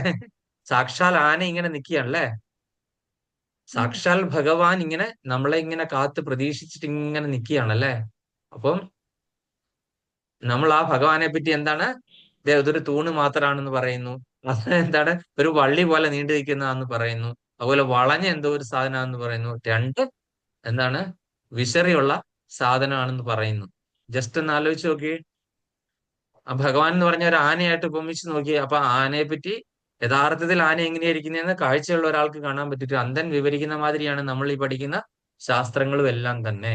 അപ്പൊ നമ്മള് എത്രമാത്രം വികലമായിട്ടാണ് നമ്മൾ പഠിച്ചു വെച്ചിരിക്കുന്നതും എത്രമാത്രം ആണ് നമ്മളുടെ അണ്ടർസ്റ്റാൻഡിങ് വൈകല്യങ്ങൾ എന്ന് നമ്മൾ മനസ്സിലാക്കി കഴിഞ്ഞു കഴിഞ്ഞാൽ നമുക്ക് അറിയാൻ പറ്റും. അതുകൊണ്ട് ബുദ്ധിയും മനസ്സും വിശ്വാസവും ആശ്രയവും എല്ലാം ആ പരമ്പൊരുളിൽ അല്ലെങ്കിൽ കൃഷ്ണനിൽ ഉറപ്പിച്ചു നിർത്തുമ്പോൾ, അപ്പൊ നമ്മുടെ ആശ്രയം അദ്ദേഹം അല്ലാതെ ഒരു ആശ്രയവും ഇല്ല.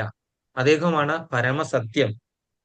അങ്ങനെ ഈ നമ്മളുടെ സംശയങ്ങളാണല്ലോ ഏറ്റവും പ്രശ്നം. സംശയങ്ങൾ ഒഴിഞ്ഞ് നമുക്ക് മുക്തി. അപ്പൊ സംശയങ്ങൾ തീരാണ്ട് എന്താണ്, നമ്മൾ ചോദ്യം ചോദിക്കണം. സംശയങ്ങൾ തീരാനായിട്ട് എന്താണ്, കിം എന്ന് പറഞ്ഞ് നമുക്ക് ഭാഗവതത്തിലും ഭഗവത്ഗീതയിലൊക്കെ ഒരുപാട് ചോദ്യങ്ങളുണ്ട് കിം എന്ന് പറഞ്ഞിട്ട്. അപ്പൊ കിം എന്ന് പറഞ്ഞിട്ടുള്ള ആ ചോദ്യങ്ങളിൽ ഞാൻ അത് കഴിഞ്ഞ പ്രാവശ്യം ആ കഥ പറഞ്ഞാണോ? കിം അത് നമ്മൾ ഫിസിക്കൽ സത്സംഗത്തിലാണ് പ്രഭു പറഞ്ഞെന്ന് ഫിസിക്കൽ തോന്നുന്നു. സത്സംഗത്തിൽ ഞാൻ അത് കാരണം എവിടെയൊക്കെയാണ് പറഞ്ഞാൽ എനിക്ക് ഓർമ്മയില്ല. ഞാൻ തന്നെയാന്ന് തോന്നുന്നല്ലേ മാതാജി എവിടെ വെച്ച് പറഞ്ഞത്? അതെ, അതെ. ഞാൻ തന്നെയാ പറഞ്ഞു. അപ്പൊ നിങ്ങൾക്ക് വേണ്ടിയിട്ട് ഞാൻ ഒന്നുകൂടെ റിപ്പീറ്റ് ചെയ്യാം. സവിതാ മാതാജിക്ക് ബോറടിക്കാതിരുന്ന ഭാഗ്യം. ഹരി ഹരി ബോൾ. ഹരേ കൃഷ്ണ. അല്ലേ? അപ്പം നമ്മൾ 8.1 എന്നുള്ള ആ ശ്ലോകം ആരാന്ന് വായിക്കുന്നത്? ഭഗവത്ഗീത 8.1. അപ്പൊ അവിടെ തൊട്ട് നമുക്ക് തുടങ്ങിയേക്കാം.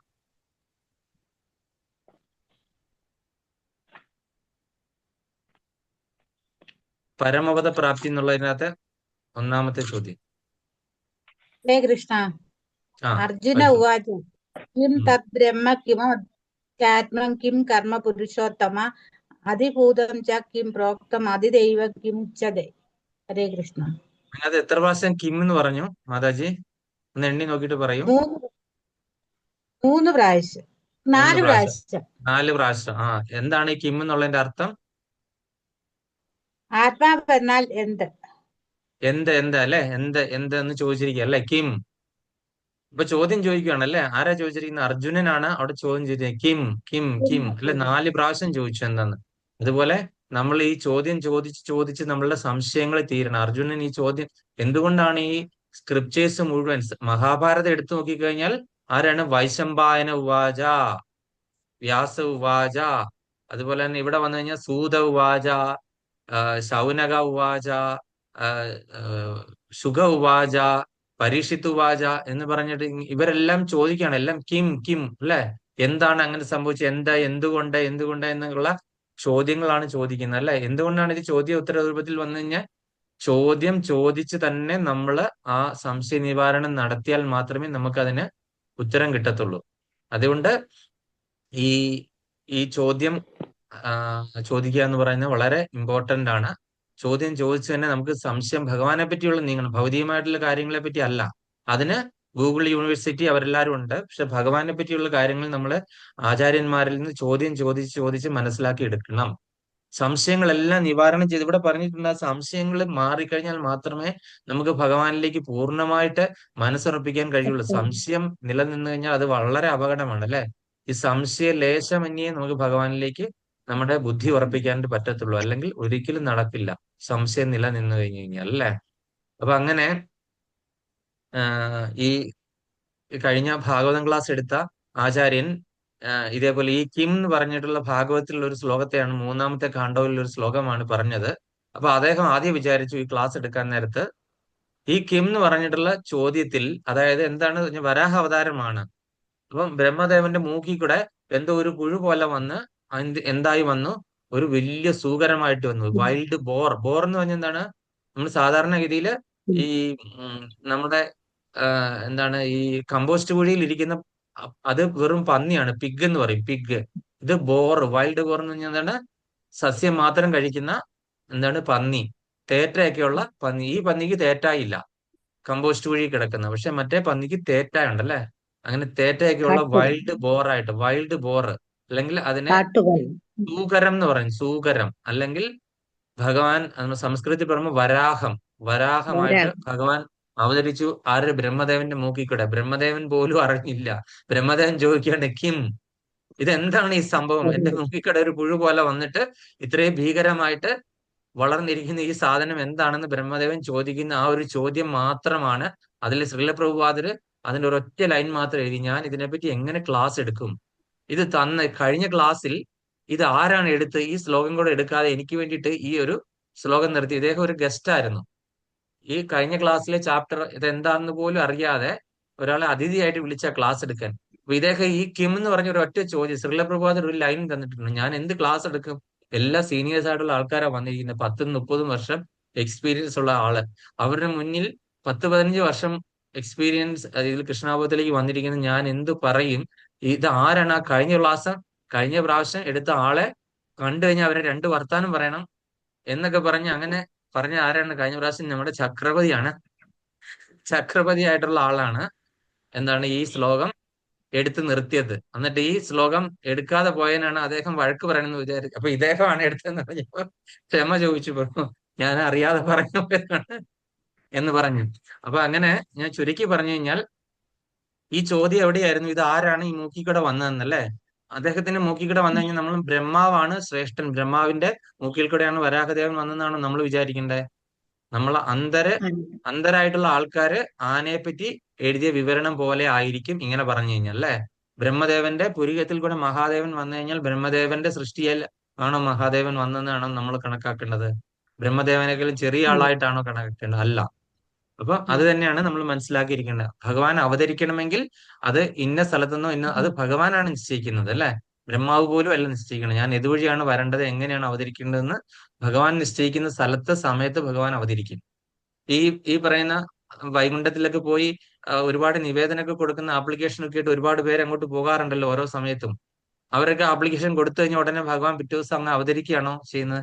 ഭഗവാൻ അതിന്റെ അനുയോജ്യമായ സമയമാകുമ്പോൾ ഞാൻ അവതരിക്കും എന്ന് പറഞ്ഞ് അവരെ സമാധാനിപ്പിച്ച് വിടുകയാണ് അല്ലെ?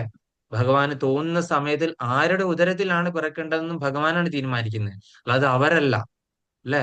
ആരുടെ ഉദരത്തിലാണ് ഞാൻ ജനിക്കേണ്ടതെന്നും കൂടെ തീരുമാനിക്കുന്നത് ഭഗവാനാണ്, അല്ലാതെ നമ്മളുടെ ഇച്ഛപ്രകാരം അല്ല.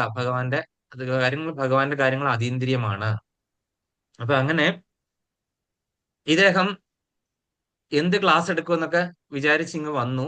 അപ്പൊ അങ്ങനെ അദ്ദേഹം ഇതേപോലെ അദ്ദേഹത്തിന് ഒരു സ്റ്റോറി പറയുവാണ്. അദ്ദേഹത്തിന്റെ ജീവിതത്തിൽ ഉണ്ടായ, അദ്ദേഹം ഒരു പെട്രോളിയം പ്ലാന്റിലാണ് വർക്ക് ചെയ്യുന്നത്. ആ പ്ലാന്റ് എന്ന് പറഞ്ഞു കഴിഞ്ഞാൽ ഒരു എന്താണ്, ഒരു 500 മീറ്ററിനുള്ളിൽ വേറെ ജനവാസ സ്ഥലം ഒന്നുമില്ല. ഐസൊലേറ്റഡ് ആണ്. അറിയാലോ, റിമോട്ട് ഏരിയയിലാണ് ഈ പ്ലാന്റ് ഒക്കെ വെക്കുന്നത്. അപ്പൊ അവിടെ പോയി എന്താണ് രാത്രിയിൽ ഡ്യൂട്ടി കിട്ടുന്ന ആൾക്കാരുടെ കാര്യം കട്ടപ്പുകയാണ്. ഒരു 3-4 ഫ്ലോർ ഉണ്ട്. അപ്പൊ ആരോ ഒരാള് അവിടെ നിന്ന് എടുത്ത് ചാടുകയോ താഴെ പോവോ എന്താണ് ചെയ്തിരുന്നു. അങ്ങനെ മരിച്ചു പോയ ഒരാളുടെ പ്രേതം അവിടെ നിലനിൽപ്പുണ്ട്. അപ്പൊ ഈ രാത്രിയിൽ ഡ്യൂട്ടി കിട്ടുന്ന ആൾക്കാരുടെ കാര്യം, ഈ പ്രേതത്തിന്റെ ശല്യം കാരണം ഭയങ്കര ബുദ്ധിമുട്ട്, അവർക്ക് ഉറങ്ങാൻ പറ്റുന്നില്ല. അങ്ങനെ പലവിധ കഷ്ടപ്പാടുകൾ അനുഭവിക്കുകയാണ്. ഈ പ്രേതം അവരെ ശല്യപ്പെടുത്തുകയാണ്. പ്രേതത്തിന്റെ സാന്നിധ്യം തികച്ചും നമുക്ക് അറിയാണ്ട് സാധിക്കും. അതിപ്പോ ഗൾഫിൽ പ്രേതം ഇല്ല എന്നൊക്കെ പറഞ്ഞു കഴിഞ്ഞാൽ എല്ലാ സ്ഥലത്തും ഉണ്ട്. അങ്ങനെ ആത്മാവ് വിട്ടുപോകാതെ അവിടെ തന്നെ നിൽക്കുന്ന ഒരുപാട് സംഭവങ്ങള് അനുഭവസ്ഥരായ പലർക്കും നിങ്ങൾക്കും അറിയായിരിക്കും, നിങ്ങളുടെ അടുത്തുമൊക്കെ പറഞ്ഞു കേട്ടറിയായിരിക്കും. ചിലയിടത്ത് പ്രേതത്തിന്റെ സാന്നിധ്യം ഉണ്ടാവും. അപ്പൊ അതൊന്നും മിഥ്യയല്ല, അന്ധവിശ്വാസമൊന്നുമല്ല, അങ്ങനെ ഉണ്ട്. അപ്പൊ അങ്ങനെ ഈ അതിനു മുൻപേ, അതായത് നമ്മൾ ഭഗവാനെ സമീപിക്കാൻ പോകേണ്ട നമ്മളിൽ അജന്മാരായിട്ടുള്ള ആൾക്കാർ പറഞ്ഞു കേട്ടിട്ട് പോണെന്നല്ലേ? അപ്പൊ ഇദ്ദേഹത്തിന് അന്ന് കറക്റ്റ് രാത്രിയിൽ 12 മണിക്ക് അവിടെ ഡ്യൂട്ടി കിട്ടി. അപ്പൊ ഇദ്ദേഹത്തിന്റെ പൂർവ്വജന്മാരായിട്ടുള്ള ആൾക്കാർ, മുൻപേ വീട്ടിലുള്ള ആൾക്കാർ പറഞ്ഞ എന്താണ്, മസ്റ്റായിട്ടും പ്രേതമുണ്ട് അല്ലെ? അവിടെ ചെന്ന് കഴിഞ്ഞാൽ നമ്മള് പേടിച്ച് വിറച്ച് നമ്മളുടെ, അപ്പൊ അവിടെ പോകാതിരുന്ന എന്താണ്, ജോലി പോകും. കറക്റ്റായിട്ട് ഷിഫ്റ്റ് ആയിട്ട് പോയി ആ യന്ത്രമൊക്കെ മാറ്റി ഷിഫ്റ്റ് മാറ്റി ഇട്ടിട്ട് പോരേണ്ടതാണ്. അവിടെ കയറി ചെല്ലാതിരിക്കാനും പറ്റത്തില്ല, അല്ലെ ജോലി പോകുകയും വേണം. എന്ത് ചെയ്യണം? അവര് ഒക്കെ മറ്റു പല ഏലസുകളും അതുപോലെ തന്നെ എന്താണ് ചിലര് കുരിശും ഇതൊക്കെ ആയിട്ടാണ് പലരും എന്താണ് പറയുന്ന ഈ സ്ക്രിപ്റ്റേഴ്സിലെ എന്താ അവരുടെ ഖുറാനും അങ്ങനെ മുസ്ലിംസിലായിട്ടുള്ള ആൾക്കാർ പറഞ്ഞ അവരുടെ ആധ്യാത്മിക ഗ്രന്ഥവും ഇതൊക്കെ ആയിട്ടാണ് പോകുന്നത്. മന്ത്രങ്ങളെല്ലാം ജപിച്ചിട്ടാണ് മറ്റുള്ളവരൊക്കെ പോകുന്നത്. അപ്പൊ ഇദ്ദേഹം എന്ത് ചെയ്യുമെന്ന് ആലോചിച്ചു. മൊബൈൽ അങ്ങോട്ട് കൊണ്ടുപോകാൻ പറ്റത്തില്ല. ആരെയും അവിടെ ബോധം കെട്ട് പോയാലും പിറ്റേ ഷിഫ്റ്റിൽ വരുന്ന ആള് കണ്ടുപിടിച്ചാലേ ഉള്ളൂ ഇയാള് ബോധം കെട്ടല്ല മരിച്ചു കിടക്കാമെന്ന് പറയാൻ പറ്റത്തുള്ളൂ. അപ്പൊ മൊബൈൽ കൊണ്ടുപോകാൻ പറ്റത്തില്ല, ഒന്നുമില്ല. അപ്പൊ എന്ത് ചെയ്യും? അപ്പൊ ഈ MP3 ഡിവൈസ് ഉണ്ട് ഒരെണ്ണം, ഈ സോങ്സ് എല്ലാം കൂടെ ഡൗൺലോഡ് ചെയ്യുന്നത്. അപ്പൊ അതിൻ്റെ അകത്ത് ഗുരുമഹാരാജിന്റെ ലെക്ചറും പ്രഭുപാദന്റെ ലെക്ചറും എല്ലാം സ്റ്റോർ ചെയ്ത് വെച്ചിരിക്കുകയാണ്. അപ്പൊ ഇദ്ദേഹം അത് ചെവിയിൽ വെച്ചു, മൊബൈല് സെക്യൂരിറ്റിയുടെ അടുക്ക കൊടുത്തു, എന്നിട്ട് കയറി പോവാണ്. കയറി പോയപ്പോ ഗുരുമഹാരാജിന്റെ ഒരു ലെക്ചർ കേട്ട് തുടങ്ങിയപ്പോൾ ലെക്ചറിൽ ഇങ്ങനെ പറയുവാണ്, ഇത് ചെവിയിലോട്ട് ഇങ്ങനെ വെച്ചപ്പോഴേ ഗുരുമഹാരാജ് ഒരു അട്ടഹാസമാണ് അങ്ങ് വെക്കുന്നത്. എന്ന് പറഞ്ഞിട്ട് ഒരു അട്ടഹാസം. ഇത് കേട്ടപ്പോ തന്നെ ഇയാളുടെ പകുതി ജീവൻ പോയി. ഗുരുമഹാരാജിന്റെ ഒരു അട്ടഹാസമാണ്. ഈ ലെക്ചർ അങ്ങ് ഓൺ ചെയ്തേ ഉള്ളൂ. അപ്പൊ ആ ലെക്ചറിന്റെ പകുതി എങ്ങാണ്ടായിരിക്കുകയായിരുന്നു. അപ്പൊ ഗുരുമഹാരാജ്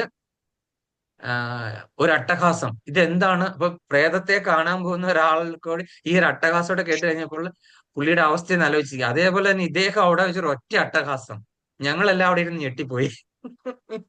ഒരൊറ്റ അട്ടഹാസമായിരുന്നു. അവിടെ ഇരിക്കുന്ന റൂമിലിരിക്കുന്ന ഞങ്ങൾ ക്ലാസ്സിലിരിക്കുന്ന ആൾക്കാരെല്ലാരും കൂടെ അതേപടി ഞെട്ടിപ്പോയി. കാര്യം പ്രേതത്തിന്റെ കഥ പറഞ്ഞുകൊണ്ടിരിക്കുക, ഒരൊറ്റ അട്ടഹാസവും. അപ്പൊ ഈ അട്ടഹാസം ആര് ചെയ്താണ്? ഗുരുമഹാരാജ് ചെയ്ത അട്ടഹാസം ഇദ്ദേഹം എന്താണ് നമ്മളെ അനുകരിച്ച് കേൾപ്പിച്ചാണ്. അങ്ങനെ ഈ ഗുരുമഹാരാജ് പറയുവാണ്, ഇതുപോലെ തന്നെ ഒരു ബ്രാഹ്മണനും അദ്ദേഹത്തിന്റെ ആ ഒരു സ്റ്റോറി പറയുകയാണ്. ബ്രാഹ്മണനും അദ്ദേഹത്തിന്റെ ഭാര്യയും കൂടെ കൂടി ഇതേപോലെ കുറെ ആയി നടക്കാൻ തുടങ്ങി, 2-3 ദിവസം നടക്കാൻ തുടങ്ങിയിട്ട് ഭയങ്കര ദാഹം, വിശപ്പ്, ഉറക്കം, അങ്ങനെ എല്ലാം ഇതാണ്. അപ്പം ഈ ഉം, ബ്രാഹ്മണ സ്ത്രീ ചോദിക്കുന്നുണ്ട്, ഓരോ കാര്യങ്ങളൊക്കെ ചോദിക്കുന്നുണ്ട്. അപ്പൊ വരട്ടെ വരട്ടെ, നമുക്ക് എവിടെയെങ്കിലും റെസ്റ്റ് എടുക്കണം എന്നെല്ലാം പറഞ്ഞ് ഇവര് ഇങ്ങനെ യാത്ര തുടർന്നുകൊണ്ടിരിക്കുകയാണ്. അപ്പൊ ഗുരുമഹാരാജ് കഥ പറഞ്ഞുകൊണ്ടിരിക്കുക. അങ്ങനെ ഇവര് 2 ഈന്തപ്പന നിൽക്കുന്നത്, മരുഭൂമിയാണ്, ഒന്നുമില്ല, ഒരു വെള്ളം കിട്ടാനില്ല, തണലില്ല, അങ്ങനെ ഒന്നും ഇല്ലാത്ത സ്ഥലത്ത് ഒരു 2 ഈന്തപ്പന കണ്ടു. ആ 2 ഈന്തപ്പനയുടെ ചോട്ടിൽ ഇവര് വിശ്രമിച്ചു. വിശ്രമിച്ചു കഴിഞ്ഞപ്പോൾ ഈ പത്നി, സ്ത്രീകൾക്ക് അറിയാമല്ലോ, മാതാജിമാർക്ക് എപ്പോഴും ചോദ്യമാണ്, സംശയങ്ങളല്ലേ, സംശയം തീരില്ല. ഭർത്താക്കന്മാരെ ഇട്ടുകൊണ്ട് ഇങ്ങനെ കഷ്ടപ്പെടുത്തും അല്ലേ. അത് അവരുടെ ഒരു ജന്മന ജന്മനാ ഉള്ള ഒരു ഇതാണല്ലോ അല്ലെ, ഭർത്താക്കന്മാരെ ഇങ്ങനെ അതും ഇതൊക്കെ പറഞ്ഞ് ബുദ്ധിമുട്ടിച്ചുകൊണ്ടിരിക്കുക. അപ്പം നമ്മൾ എന്തുകൊണ്ട് ഈ കഷ്ടപ്പാടുകൾ അനുഭവിച്ചു, എന്ത് കിം കിം, ഈ ചോദ്യം ചോദിച്ചു അല്ലെ. എന്തിന് നമുക്ക് ഇത്രയും ദിവസം നടക്കേണ്ടി വന്നു, എന്തുകൊണ്ട് നമുക്ക് ഇത്രയും ദിവസം ഒരു വെള്ളം പോലും കിട്ടിയില്ല, നമ്മൾ എന്ത് തെറ്റ് ചെയ്തിട്ടാണ് നമ്മൾ ഇങ്ങനെ ഇങ്ങനെ ഇങ്ങനെ ഇവിടെ കിടന്ന് അലയേണ്ടി വന്നത്, എന്ത് ദുരിതം, ഇനി എന്നാണ് നമുക്ക് തിരിച്ചെത്താൻ പറ്റുന്നത്, എന്നാണ് നമുക്കൊരു നല്ല കാര്യം സാധിക്കാൻ പറ്റുന്നത്, എന്നാണ് എനിക്കൊരു വീടുണ്ടാകുന്നത്, എന്നാണ് ഈ നടത്തം എനിക്ക് അവസാനിക്കുക. ഇങ്ങനെ മാലപ്പടക്കം പൊട്ടിച്ച മാതിരി അങ്ങ് ചോദ്യങ്ങൾ അങ്ങ് തുടങ്ങി. ബ്രാഹ്മണൻ എന്ത് ചെയ്യും, ബ്രാഹ്മണൻ എന്ത് ചെയ്തു, തൽക്കാലം നമുക്കൊന്ന് വിശ്രമിക്കാം, ഞാൻ മറുപടി പറയാം എന്ന് പറഞ്ഞിട്ട് ഇതിന്റെ ഉത്തരം പറഞ്ഞു തുടങ്ങി. അപ്പൊ അദ്ദേഹം ആദ്യം പറഞ്ഞത് എന്താണ്, ഈ പരമപദ പ്രാപ്തി എന്നുള്ള 8ാമത്തെ ചാപ്റ്ററിലെ ആദ്യത്തെ ശ്ലോകം മുമ്പേ കൃഷ്ണകുമാരി മാതാജി വായിച്ച ആ ശ്ലോകമാണ് വായിച്ചത് അല്ലെ. കിം എന്ന് പറഞ്ഞിട്ട് അർജുനൻ ചോദിക്കുന്ന ചോദ്യങ്ങളാണ് പരമപദ പ്രാപ്തിയിൽ ഭഗവാനോട് ചോദിക്കുന്ന ചോദ്യവും ഭഗവാൻ അതിന് പറയുന്ന ഉത്തരങ്ങളുമാണ് വായിച്ചത്. ഈ സമയത്ത് നോക്കിയപ്പോൾ ഈന്തപ്പനയുടെ 2 ഈന്തപ്പനയുടെ ആ മുകളിൽ നിന്ന് എന്താണ്, ഭയങ്കര വിസ്ഫോടനം ഉണ്ടായി, ഒരു ഭയങ്കര സ്ഫോടനം. ആ സ്ഫോടനത്തിനനുസരിച്ച് ഗുരുമഹാരാജും അതേപോലെ ഒരു സ്ഫോടനം ഉണ്ടാക്കി കഴിഞ്ഞപ്പോൾ എന്താണ്, 2 രൂപങ്ങളെ കണ്ടു ആകാശത്തിൽ നിൽക്കുന്നത്. എന്താണ് ആ 2 രൂപങ്ങള്, വർഷങ്ങളായിട്ട് ഈ മരുഭൂമിയിൽ പ്രേതങ്ങളായിട്ട് ഈന്തപ്പനയുടെ മുകളിൽ കുടുങ്ങിയ 2 ബ്രാഹ്മണന്മാരായിരുന്നു. അവര് ചെയ്ത എന്തോ വലിയ കൊടിയ പാപത്തിന്റെ ഫലമായിട്ട് അവർക്ക് എന്താണ്, ശാപം കിട്ടി. അവർ പ്രേതാത്മാക്കളായിട്ട് ഈ മരുഭൂമിയിൽ ഈന്തപ്പനയുടെ മുകളിൽ ഒരു ഒരു ജനവാസം ഇല്ല, അവിടെ ഒരാൾ വരുന്നില്ല, ഒട്ടകം മാത്രമേ അതുവഴി പോവുള്ളൂ. ഒട്ടകത്തിന് ഒരാളെ മോശം കൊടുക്കാൻ പറ്റുമോ, ഒട്ടകത്തിന്?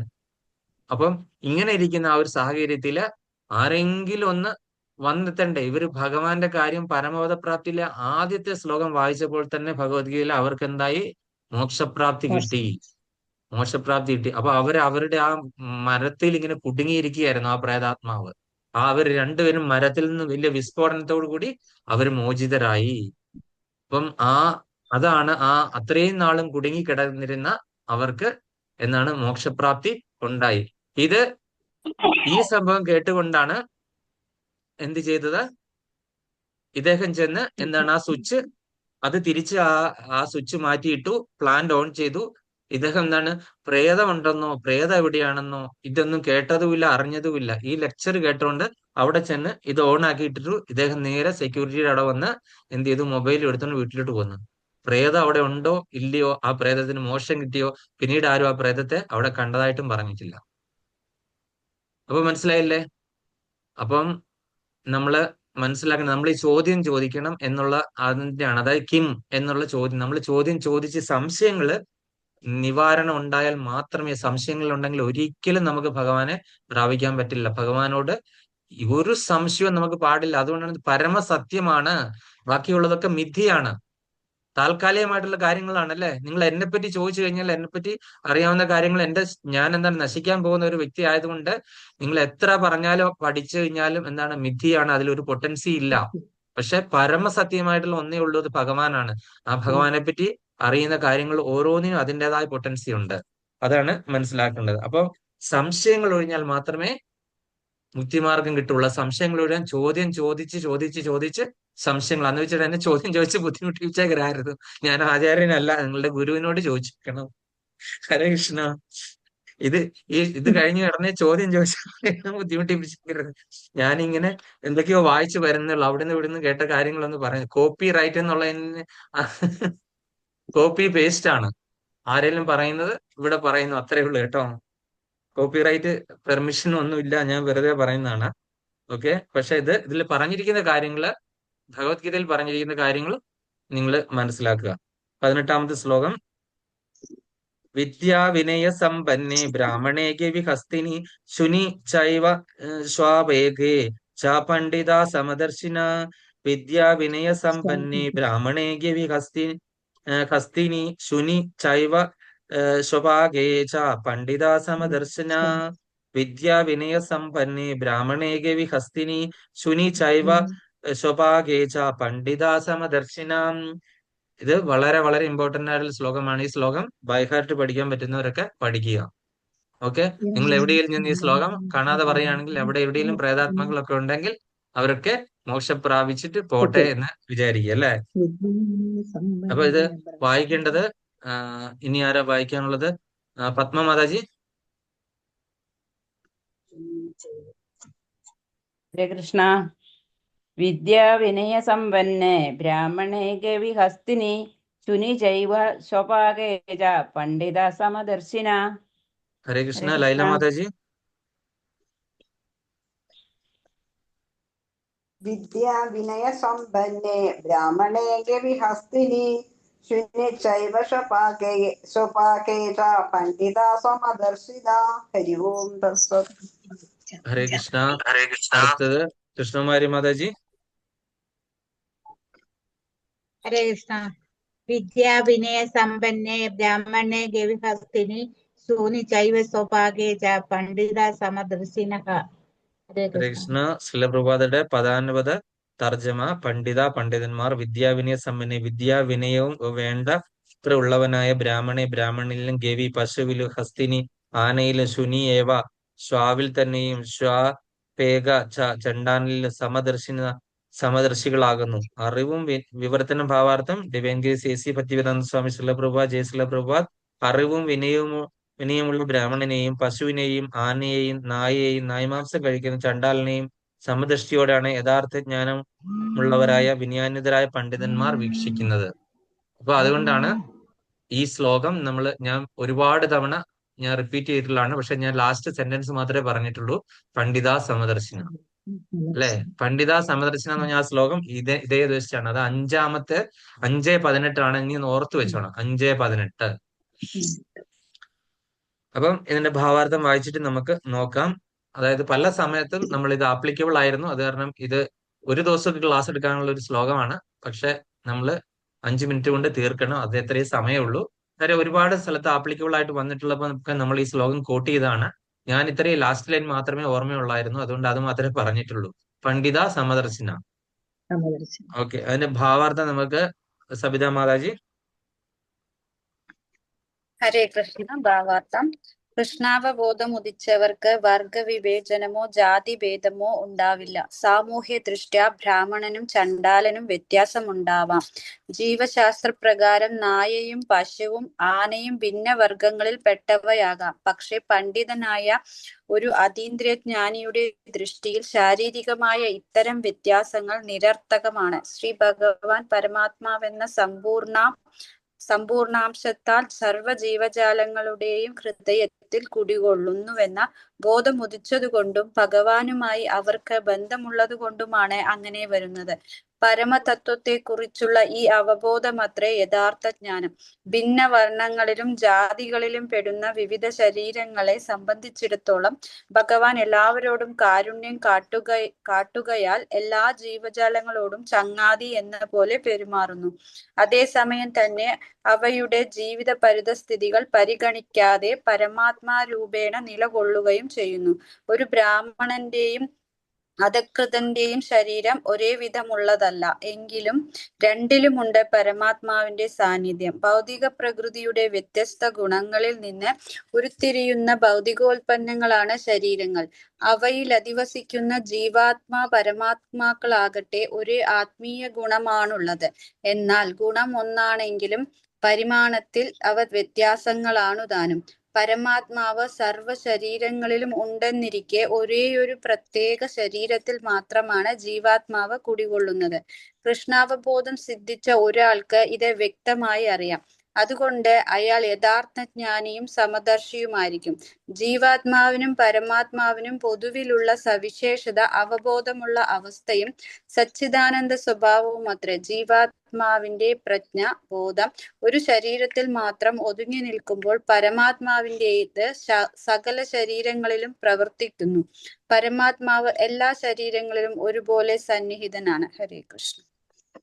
ഹരേ കൃഷ്ണ. അപ്പൊ നമ്മൾ ഈ ജീവാത്മാവും പരമാത്മാവും തമ്മിലുള്ള ഒരു വ്യത്യാസവും സാമ്യതയൊക്കെയാണ് നമ്മൾ കണ്ടത്. അത് പല ശ്ലോകങ്ങളിൽ നമ്മൾ എടുത്താണ് ഇത് തമ്മിൽ എന്താണ് വ്യത്യാസം. നമ്മൾ ശരിക്കും ചോദിക്കേണ്ട ചോദ്യം എന്താണ്? മുമ്പത്തെ ഞാൻ അതിൽ പറയാൻ വിട്ടുപോയ മുമ്പത്തെ ശ്ലോകത്തിൽ എന്താണ് നമ്മൾ ശരിക്കും നമ്മൾ ആരാണ്, അല്ലെ? നമ്മൾ എവിടെ നിന്ന് വന്നു, എന്തുകൊണ്ടാണ് നമ്മൾ ഇവിടെ വന്നു പെട്ടത്? ഈ ചോദ്യങ്ങളൊക്കെ നിങ്ങൾ ചോദിക്കണം. ജ്ഞാനാംബിക മാതാജി എനിക്കൊരു ബുക്ക്ലെറ്റ് അയച്ചു തന്നിരുന്നു. എന്നിട്ട് അത് ഇംഗ്ലീഷിലുള്ളത് തർജ്ജമ ചെയ്ത് തരാൻ പറഞ്ഞിരുന്നു. ഞാൻ അതിൽ മാതാജിക്ക് ഒരു 4 വോയിസ് വിട്ടിരുന്നു. അപ്പൊ അതിൽ ഇതുള്ളതാണ് അല്ലെ, എന്താണ് ചോദിക്കേണ്ടത് അല്ലെ ഒരാളോട്? ഞാൻ ആരാണ്, അല്ലെ? ഞാൻ എന്തിന് ഇവിടെ വന്നു, എന്തുകൊണ്ട് ഇവിടെ വന്നു? അപ്പൊ എന്താണ് നമ്മൾ ഒരു മനുഷ്യ ജീവിതത്തിൽപ്പെട്ട ഒരാൾ ചോദിക്കേണ്ട 3-4 ചോദ്യങ്ങളാണ്. ഞാൻ ആരാണ്, എന്തുകൊണ്ട് ഞാൻ ഇവിടെ വന്നു, ഞാൻ എവിടെ നിന്നാണ് വന്നത്, ഞാൻ എങ്ങോട്ടേക്കാണ് തിരിച്ചു പോകേണ്ടത്, അല്ലെ? ഞാൻ എങ്ങോട്ടേക്കാണ് തിരിച്ചു പോകേണ്ടത്, എന്താണ് എന്റെ ജീവിതത്തിന്റെ ലക്ഷ്യം, ഞാൻ ആ ജീവിതത്തിന്റെ ലക്ഷ്യം പ്രാപിക്കാൻ ഞാൻ എന്ത് ചെയ്യണം? ഇങ്ങനെയൊക്കെയുള്ള ചോദ്യങ്ങളാണ് ഒരു മനുഷ്യൻ ചോദിക്കേണ്ടത്, അല്ലെ? എന്റെ ജീവിതത്തിൽ ഏറ്റവും പ്രധാനപ്പെട്ട സംഭവം എന്താണ്, അതുപോലെ പരമസത്യം എന്ന് പറഞ്ഞ അത് എന്താണ്, അങ്ങനെ ഒരു സംഭവം ഉണ്ടോ? ഇങ്ങനെയൊക്കെയുള്ള ചോദ്യങ്ങളാണ് ഒരു വ്യക്തി ചോദിക്കേണ്ടത്, അല്ലെ? ശരിക്കും ചോദിക്കേണ്ട ചോദ്യങ്ങൾ. നമ്മൾ ചോദിക്കുന്നത് എന്താണ്? ഗൂഗിളിൽ ഒന്ന് അടിച്ചു നോക്കിയാൽ മതി. ഓരോരുത്തരും ചോദിക്കുന്ന ചോദ്യങ്ങളെല്ലാം അവർ ലിസ്റ്റ് തരും, അല്ലെ? എന്തെല്ലാം ചോദ്യങ്ങളാണല്ലേ ചോദിക്കുന്നത്. അപ്പം ശരിക്കും ഒരു ജീവാത്മാവ് ചോദിക്കേണ്ട ചോദ്യങ്ങൾ ഞാൻ ആരാണ് എന്നുള്ള ചോദ്യമാണ്, അല്ലെ? അതിന് ഉത്തരം എന്താണ്? നമ്മൾ ആത്മാവാണ്. ഞാൻ ഈ ജീവാത്മാവാണ്, ഞാൻ ആത്മാവാണ്, ഞാൻ ഈ ശരീരമല്ല എന്നുള്ളതാണ് ഉത്തരം, അല്ലെ? അപ്പം ഞാൻ എവിടെ നിന്ന് വന്നു, എവിടെ നിന്നാണ് വന്നത്? ഞാൻ ഭഗവാന്റെ ദിവ്യധാമത്തിൽ നിന്നാണ് വന്നത്, ഭഗവാന്റെ ദിവ്യധാമത്തിൽ നിന്നാണ് വന്നത്, അല്ലെ? എന്തുകൊണ്ടാണ് ഇങ്ങോട്ടേക്ക് വന്നു പെട്ടത്? ഭഗവാനെ വിട്ടിട്ട് സ്വന്തമായിട്ട് ആസ്വദിക്കണം എന്ന് തോന്നിയപ്പോഴാണ് ഞാൻ ഇങ്ങോട്ടേക്ക് സ്വന്തമായിട്ട് ആസ്വദിക്കാനായിട്ട് വന്നു ചേർന്നതാണ്. ഇനി ഞാൻ എങ്ങനെയാണ് അങ്ങോട്ടേക്ക് തിരിച്ചു പോകാൻ പറ്റുന്നത്?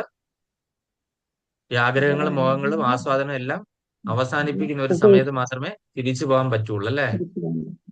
തിരിച്ചു പോകാൻ പറ്റുള്ളൂ. അതിന് വേണ്ടിയിട്ട് ഭക്തിയുത സേവനം അല്ലെങ്കിൽ കൃഷ്ണാബോധം പ്രാക്ടീസ് ചെയ്താൽ മാത്രമേ തിരിച്ചു പോകാൻ പറ്റുള്ളൂ, അല്ലെ? അപ്പൊ അതിനു വേണ്ടിയിട്ട് ചെയ്യേണ്ട പ്രോസസ്സ് എന്താണ്? ഈ ആചാരം ഒരു ഗുരുവിനെ സ്വീകരിച്ച് ആ ഗുരുവിന്റെ പറയുന്ന രീതിയിൽ ഫോളോ ചെയ്യുവാണെന്നുണ്ടെങ്കിൽ നമുക്ക് തിരിച്ചു പോകാനായിട്ട് പറ്റും. ഇങ്ങനെയുള്ള ചോദ്യങ്ങളും അതിന്റെ ഉത്തരങ്ങളുമാണ് നമ്മൾ ഈ ഭഗവത്ഗീതയിൽ കൂടെ പഠിച്ചുകൊണ്ടിരിക്കുന്നത്. അപ്പോൾ ഇവിടെ ഭഗവാൻ വീണ്ടും പറഞ്ഞിരിക്കുകയാണ്, നമുക്കിത് അറിവും വിനയവുമുള്ള ഒരു ബ്രാഹ്മണനെയും പശുവിനെയും. അപ്പൊ നമ്മൾ വിചാരിക്കും ബ്രാഹ്മണൻ ഏറ്റവും പ്രധാനപ്പെട്ട ശ്രേഷ്ഠനായിട്ടുള്ള ആളാണ്. കാര്യം ഭഗവാനെ പറ്റിയുള്ള കാര്യങ്ങൾ പറഞ്ഞു തരുന്ന ഒരാളാണ് ബ്രാഹ്മണൻ. അറിവും വിനയവും. അറിവുണ്ടാകുമ്പോൾ സാധാരണഗതിയിൽ എല്ലാവർക്കും എന്താ സംഭവിക്കുന്ന അഹങ്കാരം ഉണ്ടാകും, അല്ലെ? തല ഇങ്ങനെ ഉയർത്തിപ്പിടിക്കും. എന്തെങ്കിലും 4, 3, 7 കൂട്ടാൻ അറിയാമെങ്കിൽ എന്താണ് ഞാനാണ് വലിയ പുള്ളി എന്ന് പറഞ്ഞ് നടക്കുന്ന ആൾക്കാരാണ്. ഈവൻ കൃഷ്ണാവബോധത്തിലും അങ്ങനെയുള്ള ആൾക്കാരുണ്ട് എന്ന് നമുക്ക് അനുഭവത്തിൽ കൂടെ മനസ്സിലാക്കാൻ പറ്റും. ഞാൻ അംബിക മാതാജിക്ക് ചിലപ്പോൾ ഒരുപാട് എക്സ്പീരിയൻസ് ഉണ്ടാവും, അല്ലെ? നമ്മൾ ഓരോരുത്തരെ സമീപിച്ചു കഴിയുമ്പോൾ എന്തെങ്കിലും അറിവുള്ള ആൾക്കാരോട് നമ്മളെ പോലെ എന്തെങ്കിലും മണ്ടത്തരമൊക്കെ ചോദിച്ചു കഴിഞ്ഞാൽ അവരെ നമ്മളെ കളിയാക്കി കൂവി വിടും, അല്ലെങ്കിൽ എന്താണ് അങ്ങനത്തെ ഒരു അനുഭവങ്ങൾ ഉണ്ടായിട്ടുള്ള ഒരുപാട് വ്യക്തികൾ ഉണ്ടായിരിക്കും, നമുക്കും ഉണ്ടായിട്ടുണ്ട്. അതുകൊണ്ട് ഞാൻ അത് നിഷേധിക്കുന്നില്ല, അത് എവിടെ ഉണ്ടാവും, അല്ലെ? അപ്പം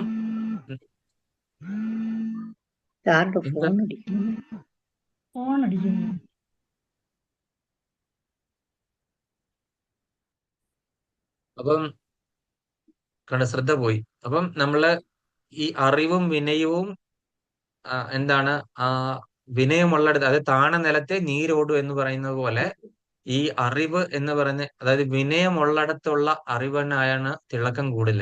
അല്ലാതെ ഈ ചെറിയൊരു അറിവ്, അല്പമായിട്ടുള്ള അറിവിൽ അഹങ്കരിക്കുമ്പോൾ ആ അറിവ് കൊണ്ട് ഒരിക്കലും നമ്മൾ ഒരുപാട് എക്സാമ്പിൾസ് പുരാണങ്ങളിലും ഒക്കെ തന്നെ നമുക്ക് നിത്യജീവിതത്തിലും കാണാവുന്നതാണ്. അറിവ് കൊണ്ട് അഹങ്കരിച്ചിരിക്കുന്ന ആൾക്കാരുടെയൊക്കെ അനുഭവം. അപ്പൊ ആ കഥയിലേക്കൊന്നും പോകാനായിട്ട് നമുക്ക് സമയമില്ല.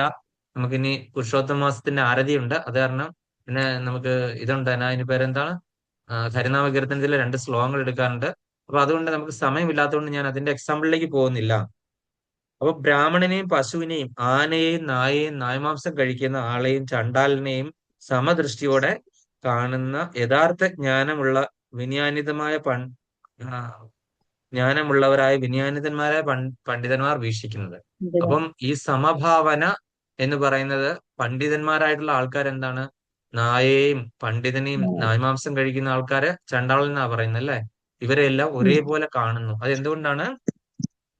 ആനന്ദ ചിന്മയഹരേ ഗോപികാരമണ ഞാനെന്ന ഭാവം അത് തോന്നായിക വേണമിക തോന്നുന്നതാകിൽ അഖിലം ഞാനിതെന്ന വഴി തോന്നേണമേ വരദ നാരായണായ നമ. എന്തുകൊണ്ടാണ് തോന്നുന്നതാകിൽ അഖിലം ഞാനിതാണ്? അതായത് എല്ലാ ജീവജാലങ്ങളിലും എന്താണ് ഈ ഭഗവാൻ പരമാത്മാവായിട്ട് ഹൃദയത്തിൽ കുടികൊള്ളുന്നു അല്ലെ? 15-ാമത്തെ അധ്യായത്തിൽ നമ്മൾ കണ്ടതാണ് സർവസ്യ ചാഹം ഹൃദി സന്നിവിഷ്ട മത്തസ്മൃതി ജ്ഞാനം അവോഹനം ച വേദേസ്തു സർവേരഹമേവ നിത്യം വേദാന്തകൃത് വേദ വിദേഹപാദം പറഞ്ഞിട്ടുള്ള ആ ശ്ലോകത്തിൽ നമ്മൾ കണ്ടിട്ടുള്ളതാണ് അല്ലെ?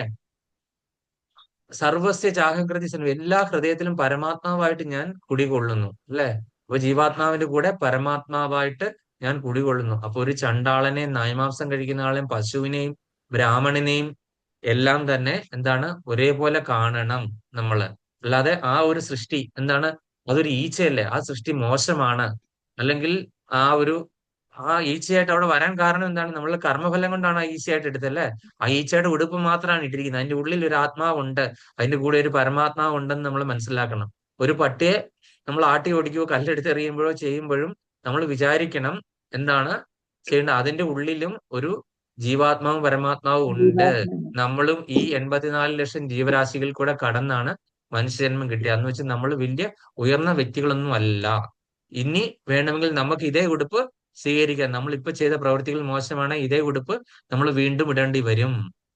ഈ പട്ടി ചിലപ്പോൾ ഒരുപക്ഷെ നാളെ എന്താണ് നല്ല ഒരു ബ്രാഹ്മണന്മാരുടെയോ അല്ലെങ്കിൽ പണ്ഡിതന്മാരുടെയോ വൈഷ്ണവരുടെയോ ഒക്കെ വീട്ടിലുള്ള പട്ടിയാണെങ്കിൽ അടുത്ത ജന്മം എന്താണ്? പശുവായിട്ട് അത് ഡയറക്ട്ലി എന്താണ് അതൊരു വൃന്ദാവനത്തിൽ എങ്ങാനും ഒരു പശുവായിട്ട് ജനിച്ചിട്ട് പിന്നെ ഒരു മനുഷ്യജന്മം അതിന് കിട്ടാനും മതി അല്ലേ? അപ്പൊ അങ്ങനെ ഒരുപാട് സ്കോപ്പുകൾ ഉണ്ടല്ലേ. അതാണ് ഈ വൈഷ്ണവരുടെ അസോസിയേഷൻ. ഒരു ഈച്ചയാണെങ്കിലും മതി അല്ലെ? വൈഷ്ണവരുടെ സത്സംഗം നടക്കുന്നിടത്ത് വരുന്ന ഈച്ചകൾ പോലും നാമം ചെയ്യുന്ന സ്ഥലത്തുണ്ടെങ്കിൽ അവരെന്താണ് എലിവേറ്റഡ് ആയി പോരും. അത് സൂക്ഷ്മമായിട്ടുള്ള ഒരുപാട് ജീവജാലങ്ങൾ അവിടെ ഉണ്ട്. അവരൊക്കെ 84 ലക്ഷം എന്നുള്ളത് സ്കിപ്പ് ചെയ്തിട്ട് പല പല ഉയർന്ന ജീവജാലങ്ങളിലേക്ക് മാറ്റപ്പെടുന്നു. നമ്മൾ കണ്ടായിരുന്നല്ലോ ഒരു പുഴുവിന് പശുക്കുട്ടിയായതും ആ പശുക്കുട്ടി ഒരു രാജാവിന്റെ പുത്രനായത് നാരദമുനിയുടെ കാര്യത്തിലല്ലേ? നാരദമുനിയുടെ ദർശനം കൊണ്ട് നമ്മൾ ആ കഥ പലതവണ പറഞ്ഞിട്ടുള്ളതാണ് അല്ലേ? ഒരു പുഴുവായിരുന്നു, നാരദമുനിയെ കണ്ടപ്പോ അതെന്തായി? എലിവേറ്റഡ് ആയി പശുക്കുട്ടിയായി ജനിച്ചു. ആ പശുക്കുട്ടി പിന്നീട് എന്താണ് രാജാവിന്റെ മകനായിട്ട് ജനിച്ചു. അപ്പൊ നമ്മൾ ആ കഥ കേട്ടാണ് ലവമാത്ര സാധു സംഘം അല്ലെ? നാരദമുനിയുടെ അസോസിയേഷൻ കൊണ്ട് സംഭവിച്ചത്. അപ്പം നമ്മൾ മനസ്സിലാക്കേണ്ട ഈ ഉടുപ്പ് മാത്രമേ മാറുന്നുള്ളൂ. കാര്യം അതിന്റെ ഉള്ളിലിരിക്കുന്ന ആത്മാവ് എന്ന് പറഞ്ഞ സംഭവം എന്ന് പറഞ്ഞാൽ ഭഗവാന്റെ അംശമാണ്. പരമാത്മാവായിട്ട് എല്ലാവരിലും ഒരേ പരമാത്മാവ് തന്നെയാണ് സ്ഥിതി ചെയ്യുന്നത്. ആത്മാവ് വ്യത്യസ്തമാണെങ്കിലും പരമാത്മാവ് എല്ലാവരിലും ഉള്ളത് ഒരാൾ തന്നെയാണ് എന്നുള്ള കാര്യമാണ് നമ്മൾ മനസ്സിലാക്കേണ്ടത്. ഇതിങ്ങനെ മനസ്സിലാക്കിയെന്ന് പറഞ്ഞാൽ ഒരു പണ്ഡിതനായിട്ടുള്ള ഒരു വ്യക്തിക്ക് മാത്രമേ ഇത് മനസ്സിലാക്കാൻ പറ്റുള്ളൂ. വിനയാന്വിതനായിട്ടുള്ള ഒരു പണ്ഡിതന് മാത്രമേ ഇത് മനസ്സിലാക്കുള്ളൂ. അല്ലാത്തവരെന്താണ് ജ്ഞാനത്തിന്റെ അഹങ്കാരം കൊണ്ട് അവര്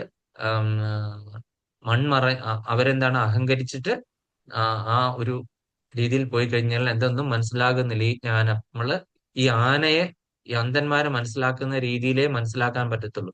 പക്ഷെ വിനയാന്വിതനായിട്ടുള്ള അറിവുള്ള ഒരു ബ്രാഹ്മണന് പശുവിനെയും നായയെയും നായ്മാംസം കഴിക്കുന്ന ചണ്ടാളിനെയും എല്ലാം സമദൃഷ്ടിയോടുകൂടി കാണാനായിട്ട് സാധിക്കും എന്നുള്ള കാര്യമാണ് നമ്മൾ ഇവിടെ മനസ്സിലാക്കേണ്ടത്. അപ്പം ഈ ശ്ലോകവും കഴിഞ്ഞു. അപ്പം 5:30 ഓരോരുത്തരും ഇറങ്ങി പോകാൻ തുടങ്ങി. അതാണ് നമുക്ക് നിർത്തിയേക്കാം.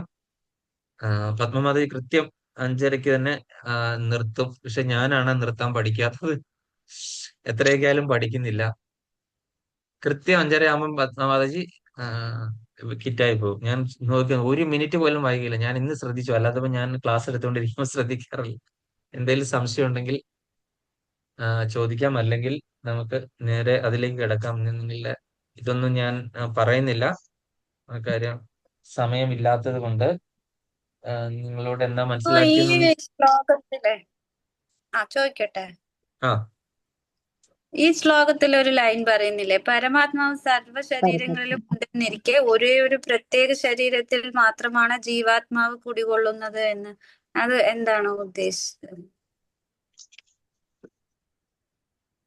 മാതാജി കിം എന്നുള്ള ചോദ്യം അല്ലേ? കിം ആ അല്ലേ? ഹരേ കൃഷ്ണ. ഞാനത് മടക്കി വെക്കുകയും ചെയ്തു. എവിടെയായിരുന്നു? ഭാവാർത്ഥത്തിലാണോ പറഞ്ഞിരിക്കുന്നത്? ആ ഭാവാർത്ഥം എട്ടിലൊന്നിൽ. ഒന്ന് വായിച്ചത്. അതായത് പരമാത്മാവ് സർവ്വ ശരീരങ്ങളിലും ഉണ്ടെന്നിരിക്കെ ഒരേ ഒരു പ്രത്യേക ശരീരത്തിൽ മാത്രമാണ് ജീവാത്മാവ് കുടികൊള്ളുന്നത്. അതായത് ലാസ്റ്റ് അത് തന്നെയാണ് മാതാജി ഞാൻ ലാസ്റ്റ് പറഞ്ഞ് കൺക്ലൂഡ് ചെയ്തത്.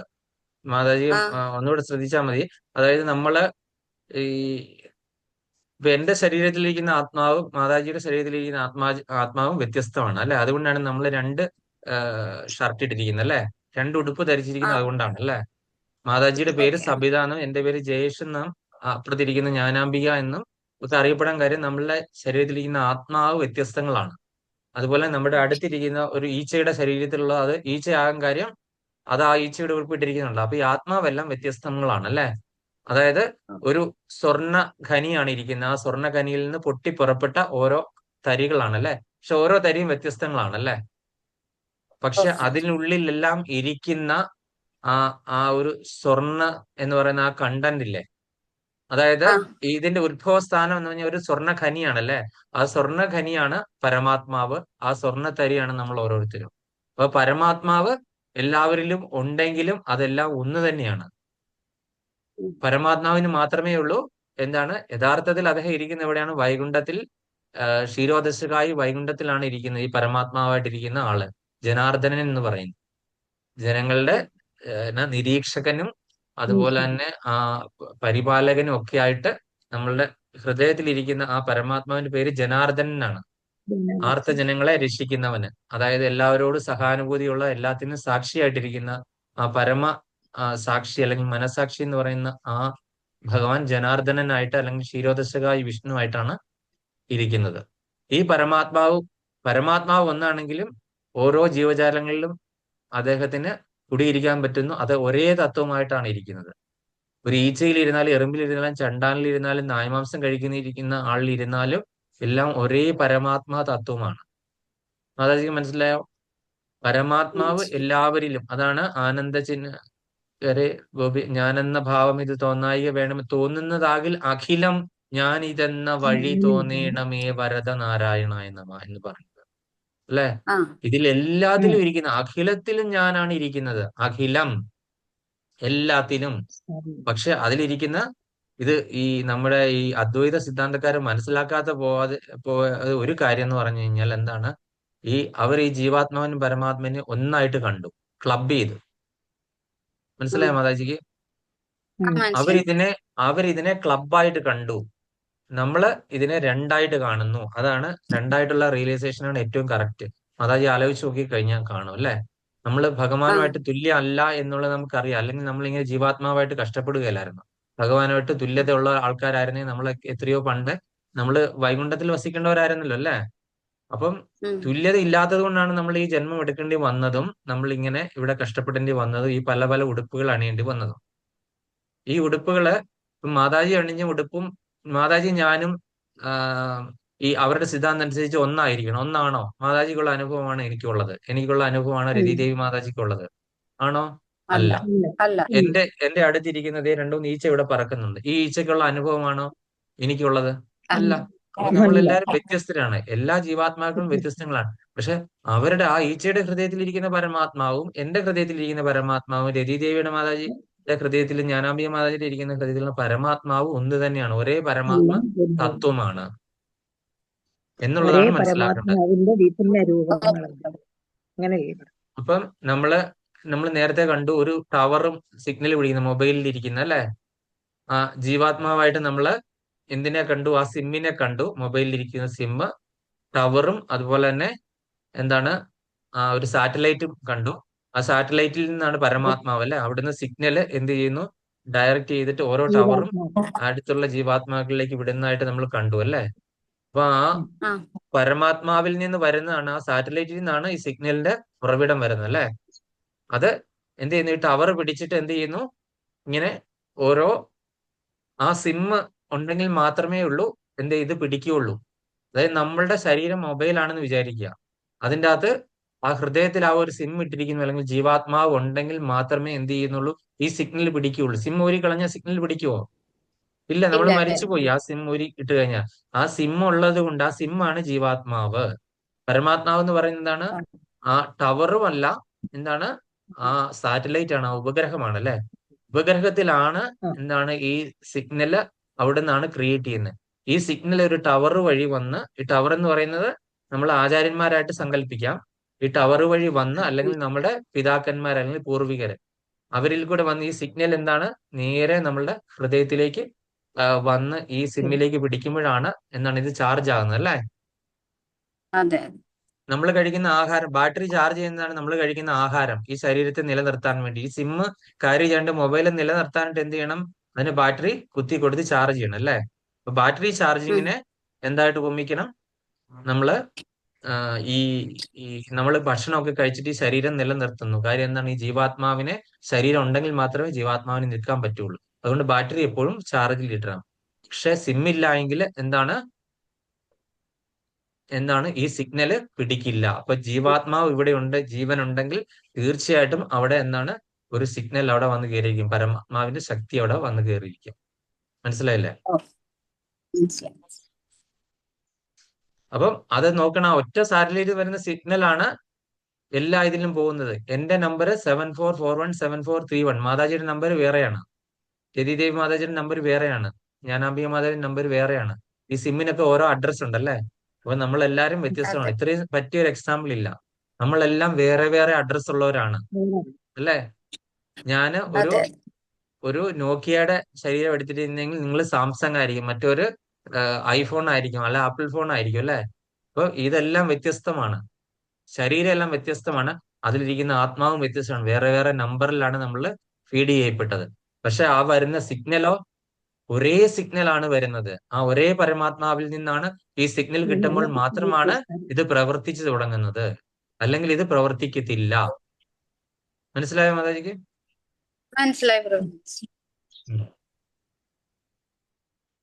ഇന്ന് ഇതിൽ ഏത് ശ്ലോകാണ്? പോയിന്റ് ഒന്നും ഇപ്പൊ പറയണ്ട നിങ്ങൾക്ക് എല്ലാവർക്കും പോയിന്റ് ആ പറയണോ? ഇപ്പൊ നിങ്ങൾക്ക് മനസ്സിലായല്ലോ. ഈ മാതാജി കിം എന്ന് പറഞ്ഞ ഇതിൽ കൊണ്ട് എല്ലാവർക്കും മനസ്സിലായല്ലോ. ചോദ്യം ചോദിച്ചത് നന്നായി, മാതാജിക്ക് താങ്ക്സ്. കിം. അപ്പൊ നമ്മൾ ഇന്ന് എടുത്തത് കിം കരിഷ്യതി വയ്യമ്മ. ഓക്കെ, അപ്പൊ ആ കിമ്മിൽ നിന്ന് ചോദ്യം കൊണ്ട് നമുക്ക് എല്ലാവർക്കും പ്രയോജനമായല്ലോ. ഹരിബോൾ ഹരിബോൾ. Thank you Mataji.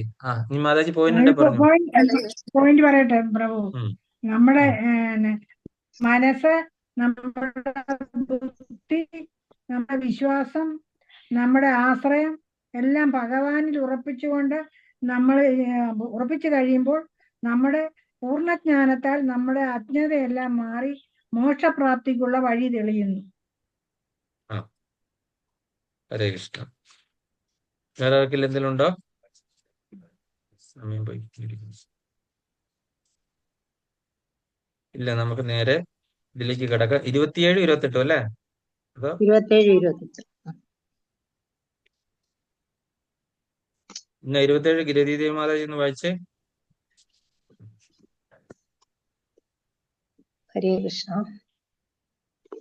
ഔദുംബരത്തിൽ മശകത്തിനു തോന്നും ഇതിന്മീതെ കഥാപി സുഖമില്ലെന്നു തത്പരിചു ചേതോ വിമോഹിനിമയ്ക്കായി മായ തവ ദേഹോഹമെന്നിവയിൽ നാരായണായ നമഃ. അല്ല പ്രഭു, ഒരു സംശയം. നമ്മൾ അയ്യഞ്ചും വെച്ചിട്ടല്ലേ നിർത്തിണ്ടായിരുന്നത്? അത് കഴിഞ്ഞിട്ട് പിന്നെ ക്ലാസ് ഉണ്ടായിരുന്നു? കഴിഞ്ഞ ആഴ്ച ഇതാണ് എടുക്കേണ്ടത്. പക്ഷെ കഴിഞ്ഞ ആഴ്ച നമ്മൾ പുരുഷോത്തമ ആരതി ആയിരുന്നു, അത് കാരണം കീർത്തനം എടുത്തിട്ടില്ലായിരുന്നു. കഴിഞ്ഞ ആഴ്ച ഇതായിരുന്നു എടുക്കേണ്ടത്. പ്രഭു, അത് പക്ഷെ പ്രഭുവിന്റെ നിങ്ങളുടെ പുസ്തകത്തിൽ ഇല്ലായിരിക്കും. ഈ 2 ശ്ലോകവും ഇല്ല. ഒന്നിന്നു തത്വമതിലും പിന്നെ ഓതുന്നു ഗീതകളിലും. അത് 2 ഉണ്ട് എന്റെ കയ്യിൽ. ഓതുന്നു ഗീതകൾ അത് എടുത്തല്ലേ? എടുത്തു ആ എടുത്തു ആ അതെടുത്തു. ഓക്കെ ഉണ്ട്. 26 എടുത്തു. പ്രഭു പ്രഭു ആ കഴിഞ്ഞ ആഴ്ച ഞാനൊന്ന് എടുത്തതാണ് ഇറങ്ങിക്കോട്ടെ 27. പ്രഭു. കഴിഞ്ഞ ആഴ്ച ഉം, എടുക്കാഞ്ഞുകൊണ്ടാണ് ഇപ്രാവശ്യം 27 വന്നത്. ഉം. പ്രഭു അപ്പൊ ഞാനൊന്ന് അങ്ങനെ ഇറങ്ങിക്കോട്ടെ. മാതാജി മിസ്റ്റേക്ക് പറ്റിയതാ. പ്രഭു പ്രഭു ഒന്ന് ഇറങ്ങിക്കോട്ടെ. മാതാജി ഞാൻ പറഞ്ഞു, മാതാജി കണ്ടില്ലേ? കൃഷ്ണ പറഞ്ഞു മാതാജി. ശരി, ഇല്ല, ഓക്കെ ഓക്കെ ഓക്കെ. ആ ഞാൻ എത്ര പ്രാവശ്യം പറഞ്ഞു മാതാജി? ഹരേ കൃഷ്ണ. കേട്ടില്ല. ആ ആ അപ്പം മാതാജിന്റെ അർത്ഥം കൊണ്ടൊന്ന് വായിച്ചു മറ്റേ രതിദേവി വായിക്കും. മാതാജി. അത്തിക്കായിലിരിക്കുന്ന പുഴുവിന് അവിടെ കിട്ടുന്നതിനപ്പുറം ഒരിക്കലും സുഖം കിട്ടാനില്ലെന്ന ഭ്രമം വരാം. അതുപോലെ ഞാൻ ദേഹമാണ്. ദേഹത്തെ ആശ്രയിച്ച് കിട്ടുന്നതിൽ കൂടുതൽ സുഖമൊന്നും ഒരിടത്തും കിട്ടാനില്ല എന്ന ചിന്തയിൽ മനസ്സിനെ മോഹിപ്പിച്ചു കളയുന്ന അങ്ങയുടെ മായ എന്നെ മയക്കിക്കളയാൻ ഇടയാക്കരുതേ നാരായണ. ഇപ്പം ഔദുംബരത്തിൽ മശകത്തിൽ തോന്നും അതിൽ മീതെ കഥാപി സുഖമില്ലെന്ന് തത്പരിചു ചേതോ വിമോഹിനി മയക്കായികമായതവ ദേഹോകം എന്നിവയിൽ നാരായണായ നമഃ. അത്തിക്കായിൽ ഇരിക്കുന്ന ഒരു പുഴുവിന് അവിടെ കിട്ടുന്നതിനപ്പുറം ഒരിക്കലും സുഖം കിട്ടാനില്ലെന്ന് ഭ്രമം വരാം. അല്ലെ? നമ്മൾ ഓരോരുത്തരും അങ്ങനെ ഇരിക്കുന്ന അത്തിക്കായിൽ ഇരിക്കുന്ന ഒരു പുഴുവാണ്. അതാണ് ഔദുംബരം എന്ന് പറയുന്നത് അല്ലെ? അതിലും മേലെ ഒരു സുഖമില്ല എന്ന് വിചാരിക്കുന്നു അല്ലെ? അപ്പൊ അതുപോലെ ഞാൻ ദേഹമാണ്. അപ്പൊ ഈ ശരീരത്തിലിരിക്കുന്ന ആ ആത്മാവ് വിചാരിക്കുകയാണ് ഞാൻ ഇവിടെ പരമ സുഖം ആയിട്ട് ഇരിക്കുകയാണ് അല്ലെ? ആ അപ്പൊ അതുപോലെ ഞാൻ ദേഹമാണ്. ദേഹത്തെ ആശ്രയിച്ച് കിട്ടുന്നതിൽ കൂടുതൽ സുഖമൊന്നും ഒരിടത്തും കിട്ടാനില്ല എന്ന് വിചാരിക്കുന്നു. അതായത് ഈ ദേഹവുമായിട്ടുള്ള വിഷയങ്ങളിൽ ആത്മാവ് ഇവിടെ കുടുങ്ങി പെട്ടുപോകുന്നു അല്ലെ? അതുകൊണ്ടാണല്ലോ ആത്മാവിനെ കൊണ്ടുപോകാനായിട്ട് യമദൂതന്മാർക്ക് അത്രയും പണിപ്പടി വരണേ, ഈ കയറും എന്ന വടിയൊക്കെ ആയിട്ട് വരണ്ടേ അല്ലെ? ഈ എന്തുകൊണ്ടാണ് കൊണ്ടുപോകാനായിട്ട് അത്ര ബുദ്ധിമുട്ട് വരുന്ന കാര്യം? ഈ ശരീരവും ശരീര വിഷയങ്ങളുമായിട്ട് ബന്ധപ്പെട്ട് ആത്മാവ് അറ്റാച്ച്ഡ് ആയി പോയിരിക്കുകയാണ്. കാര്യം ആത്മാവ് സച്ചിദാനന്ദ സ്വരൂപത്തിന്റെ അംശമാണ് അല്ലെ? ഭഗവാന്റെ അംശമാണെങ്കിൽ ആത്മാവിനെ ഇതിനെയൊന്നും ബാധിക്കത്തില്ല എന്ന് നമ്മൾ പറയുന്നുണ്ടെങ്കിലും ഈ അസോസിയേഷൻ ആരാണ്? ശരീരവും ശരീര വിഷയങ്ങളുമായതുകൊണ്ടായതുകൊണ്ട് നമ്മൾ ഈ ശരീരത്തിൽ ഒട്ടിപ്പിടിച്ചിരുന്ന് ആ ഒരു പുഴു എങ്ങനെ വിചാരിക്കുന്നു അതിലാണ് ഏറ്റവും വലിയ സ്വർഗം അവിടെയാണ് എന്ന് വിചാരിക്കുന്നു. പൊട്ടക്കിണറ്റിൽ ഇരിക്കുന്ന തവള വിചാരിക്കുന്നു എന്നാണ് കൂപമണ്ഡപം, അതിനാണ് ഏറ്റവും വലിയ ഇത്. പക്ഷെ സമുദ്രത്തിൽ നിന്ന് തവള എന്താണ്? ലോകം കണ്ട തവള ആയതുകൊണ്ട് ആ ഒരു തവള ഒരിക്കലും പൊട്ടക്കിണറ്റിൽ വന്നു കഴിഞ്ഞാൽ ഇതെന്താണ്? ഇവിടെ എന്റെ ഒരു ജയിൽവാസമാണെന്ന് അത് മനസ്സിലാക്കും. ഏതെങ്കിലും ഒരു സമുദ്രത്തിൽ നിന്ന് ഒരു തവള ചാടി വന്ന് പൊട്ടക്കിണറ്റിൽ വീണ് കഴിഞ്ഞാൽ അതിന് മനസ്സിലാകും എന്താണ് ഇത്രയും വലിയ നമ്മൾ ലോകം കണ്ട ലോകം അതാണെന്ന് മനസ്സിലാക്കിയ വിവരമുള്ള ഒരാള് നമ്മൾ വന്നിരിക്കുന്ന ഈ പൊട്ടക്കിണറ്റിലാന്ന് മനസ്സിലാക്കാൻ പറ്റും. ഇപ്പൊ സമുദ്രത്തിലെ തവള പൊട്ടക്കിണറ്റിൽ വന്നു കഴിഞ്ഞാൽ ഞാൻ ഇവിടെ കുടുങ്ങിപ്പോയി എന്നുള്ള ബോധമുണ്ടാകും. പക്ഷെ പൊട്ടക്കിണറ്റിലെ തവള എപ്പോഴും വിചാരിക്കുന്നു, നമ്മളെ പോലെയുള്ള പൊട്ടക്കിണറ്റിലെ തവളകൾ വിചാരിക്കുന്നു നമ്മള് ഇതാണ് ഏറ്റവും വലിയ സ്ഥലം അല്ലെ എന്ന് വിചാരിക്കുന്നു. നമ്മള് ഒരു 2 നില വീടും ഒക്കെ വെച്ചു, നമുക്കൊരു അത്യാവശ്യം ഒരു ജോലിയുണ്ട്, നമ്മൾ മറ്റുള്ളവരിൽ ഡീസന്റ് ആയിട്ട് കഴിയുന്നു, അന്നത്തിന് ബുദ്ധിമുട്ടില്ല, ഇതാണ് ഏറ്റവും വലുത്, ഇതിൽ പരം എനിക്കൊന്നും വേണ്ട എന്ന് വിചാരിക്കുന്നു. അതിനാണ് ഇവിടെ പറഞ്ഞിരിക്കുന്നത്. ഒരിടത്തും കിട്ടാനില്ല എന്ന ചിന്തയിൽ മോഹിച്ചു കളയുന്ന അങ്ങയുടെ മായ. ഇത് എന്തുകൊണ്ടാണ്? അങ്ങയുടെ മായയാണ്. അപ്പൊ എന്നെ ആ മായ ഇളക്കാനായിട്ട് ഇടവരരുതേ അല്ലയോ നാരായണ. ഇങ്ങനെയുള്ള മായ കൊണ്ടുവന്ന് എന്നെ ഒരിക്കലും അങ്ങ് പരീക്ഷിക്കരുതേ അല്ലയോ ഭഗവാനെ. അങ്ങ് എന്നെ അനുഗ്രഹിക്കണമേ ഈ മായയുടെ പിടിയിൽ അകപ്പെടാതിരിക്കാനായിട്ട്. മായ കൊണ്ടാണ് നമ്മളെ ഇതൊക്കെ തോന്നിപ്പിക്കുന്നത്. അടുത്ത ശ്ലോകം ആരാണ് വായിക്കുന്നത്? ആർക്കെങ്കിലും ഉണ്ടോ? സവിത മാതാജിയുടെ ഉണ്ടോ? മാതാജിക്ക് പോകാനുള്ള സമയമായി കാണുമല്ലേ? പെട്ടെന്ന് വായിച്ചു ഉണ്ടെങ്കിൽ. ആ ശ്ലോകം മാത്രമേ ഉള്ളൂ പ്രഭു. വായിച്ചു. ഹരേ കൃഷ്ണ. അംബോജ സംഭവനു മൻപോടു നീന്തി ബദവൻമോഹവാരിതിയിൽ എന്നോടമോർത്തു മമ വൻപേടി പാരമിവൻ അൻപോടടായ്വതിനു മുമ്പേ തൊഴാമടികൾ നാരായണായ നമഃ. ഹരേ കൃഷ്ണ. അതിന്റെ അർത്ഥ രതിദേവി മാതാജി. ബ്രഹ്മാവനും സത്യമെന്തെന്നറിയാതെ മോഹസമുദ്രത്തിൽ തിരിഞ്ഞ് തിരിഞ്ഞ് വളരെ നാൾ നീന്തി കഴിച്ചു കൂട്ടേണ്ടി വന്നു. കഷ്ടം. ഈ കാര്യം ആലോചിച്ച് എനിക്ക് വലിയ ഭയം തോന്നുന്നു. അത് അത്യധികം ഇവനെ ബാധിക്കാതിരിക്കുന്നതിന് ആദ്യമേ പാദങ്ങൾ ഭക്തിപൂർവം കുമ്പിടാം. നാരായണായ നമഃ. അതായത് അംഭോജ സംഭവൻ തന്നെ. അംഭോജം എന്ന് പറഞ്ഞാൽ താമര. ആ താമരയിൽ നിന്ന് ഉത്ഭവിച്ച ആളാണ് ബ്രഹ്മാവ്. ബ്രഹ്മാവ് എന്ത് ചെയ്തു? സൃഷ്ടി നടന്നപ്പോൾ ഈ താമരയിൽ ഇങ്ങനെ വന്ന ബ്രഹ്മാവ് 4 ചുറ്റും നോക്കി 4 തലയൊക്കെ ഉണ്ടായല്ലേ? എവിടെ വന്നു, ഞാൻ എവിടുന്ന് വന്നു, ആരാണ് എന്റെ സൃഷ്ടി, ഞാൻ ഇനി എന്താണ് ചെയ്യേണ്ടതെന്ന ഈ ചോദ്യങ്ങളെല്ലാം ബ്രഹ്മദേവനുണ്ടായി അല്ലെ.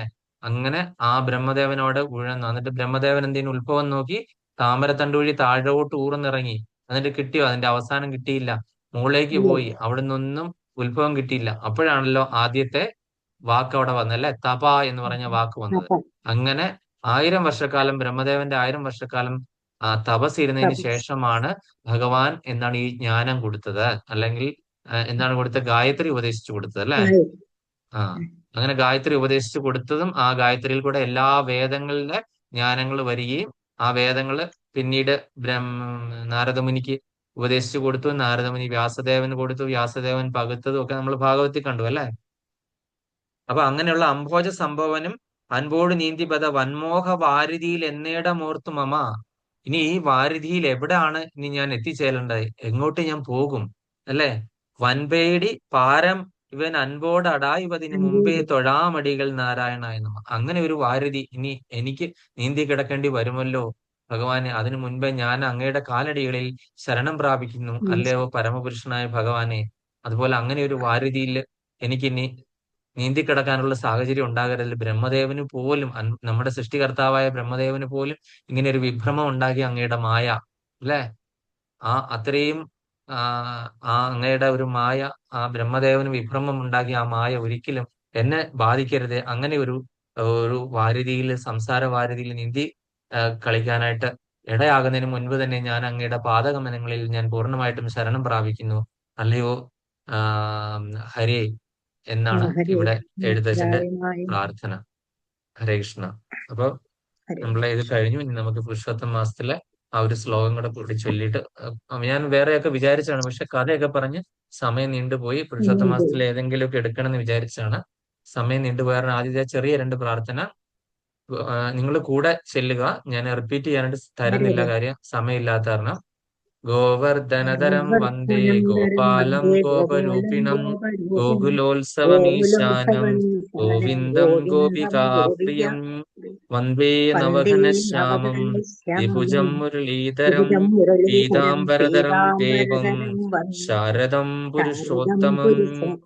ഗോവർദ്ധനതരം വന്ദേ ഗോപാലം ഗോപരൂപിണം ഗോകുലോത്സവമീശാനം ഗോവിന്ദം ഗോപികാപ്രിയം വന്ദേ നവഘനശ്യാമം ദ്വിഭുജം മുരളീധരം പീതാംബരധരം ദേവം ശാരദം പുരുഷോത്തമം.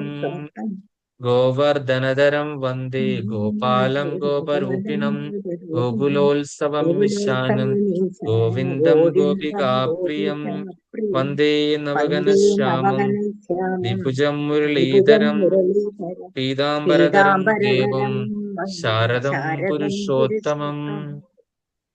ഹരേ കൃഷ്ണ കൃഷ്ണ കൃഷ്ണ ഹരേ ഹരേ, ഹരേ രാമ രാമ രാമ ഹരേ ഹരേ. ഗോപാലബാലനായി ഗോപന്മാരോടൊപ്പം സദാ ലീലകളാടുന്ന ഗോവർദ്ധന പർവ്വതം കൈകളിൽ ഏന്തിയ ആ ഗോപാലകൃഷ്ണനെ ഞാൻ വന്ദിക്കുന്നു. നിത്യവും ഉത്സവങ്ങൾ കൊണ്ടാടുന്ന ഗോകുലത്തിന്റെ നാഥനും ഗോപികമാരുടെ പ്രാണപ്രിയനുമായ ഗോവിന്ദനെ ഞാൻ ഭജിക്കുന്നു. പുതുമഴ മേഘത്തിന്റെ ശ്യാമവർണ്ണമുള്ളവനും ഇരുകൈകളിലും ഓടക്കുഴൽ ഏന്തിയവനുമായ കൃഷ്ണനെ ഞാൻ വണങ്ങുന്നു. മഞ്ഞപ്പെട്ട് ഉടുത്തവനും ശരത്കാല ചന്ദ്രനെ പോലെ ശോഭിക്കുന്നവനുമായ ആ പുരുഷോത്തമ ഭഗവാനെ ഞാൻ ആരാധിക്കുന്നു. ഹരേ കൃഷ്ണ. പഞ്ചകൽപതരൂപസ്യ കൃപാസന്ധിഭ്യവസ്യ പദാന പാവനേഭ്യോ വൈഷ്ണവേഭ്യോ നമോ നമഃ. അനന്തകോടി വൈഷ്ണവം കി ജയ.